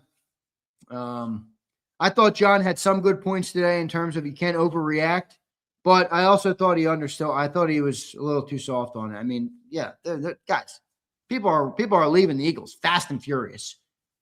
Now, if you want to chalk it up to, well, they made good decisions, okay. At the end of the day, it's about who you put on the field. That's what it's about. And are they doing what it takes to get the best players in the field? I'm not sure. Texas T, I'll close it out with your comment. He's not going to be happy. And I agree, Texas T. He's not. He's just not going to be happy. I mean, that's why I did the numbers thing. JD3 couldn't handle the numbers. JD3 had himself an aneurysm when I gave you the numbers. But if you go and listen to my Friday segment on the National Football Show, I actually did the research on the show, and we pulled up the yards and all the numbers for the last 4 seasons. That's how long AJ's been in Philly, for CeeDee Lamb, Jamar Chase, Justin Jefferson, and A.J. Brown. A.J. Brown is right in the ballpark of all of them, within a couple hundred yards. Here's Twiz. Apparently Twiz has the greatest eyes in the history of eyes. You know, Twiz's eye test is like, it's like God sent. You know, Twiz loves his eye test so much. He thinks he could cure cancer with his eye test. All right, Twiz. Oh, man. AJ wants Hall. Yeah. Hey, Brian, you want to be a Hall of Famer? Start with catching the football in the playoffs. How about that, Fleming? Because 5K yards in 4 years is good enough for Hall of Fame numbers. It's good enough for Hall of Fame numbers. Facts. I don't know. You tell me, Fleming. Is CeeDee Lamb on a Hall of Fame trajectory? How about Jamar Chase or Justin Jefferson? Well, A.J. Brown damn near equals them in the last 4 years. So if you want Hall of Fame numbers, maybe start by catching the football when it comes your way in a playoff game. Boy, if I were Jalen Hurts, I wouldn't trust that dude at all after this. After the drops in the playoff game, and then you go into the offseason and you throw your quarterback under the bus via Albert Breer. Holy moly. I wouldn't trust that dude. All right, guys. JD3, back to the office, my friend. Baking that sun a little bit.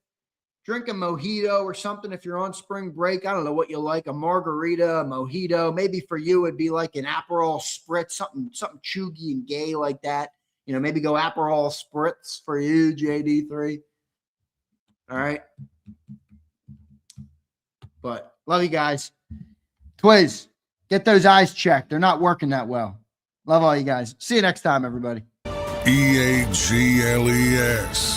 Eagles.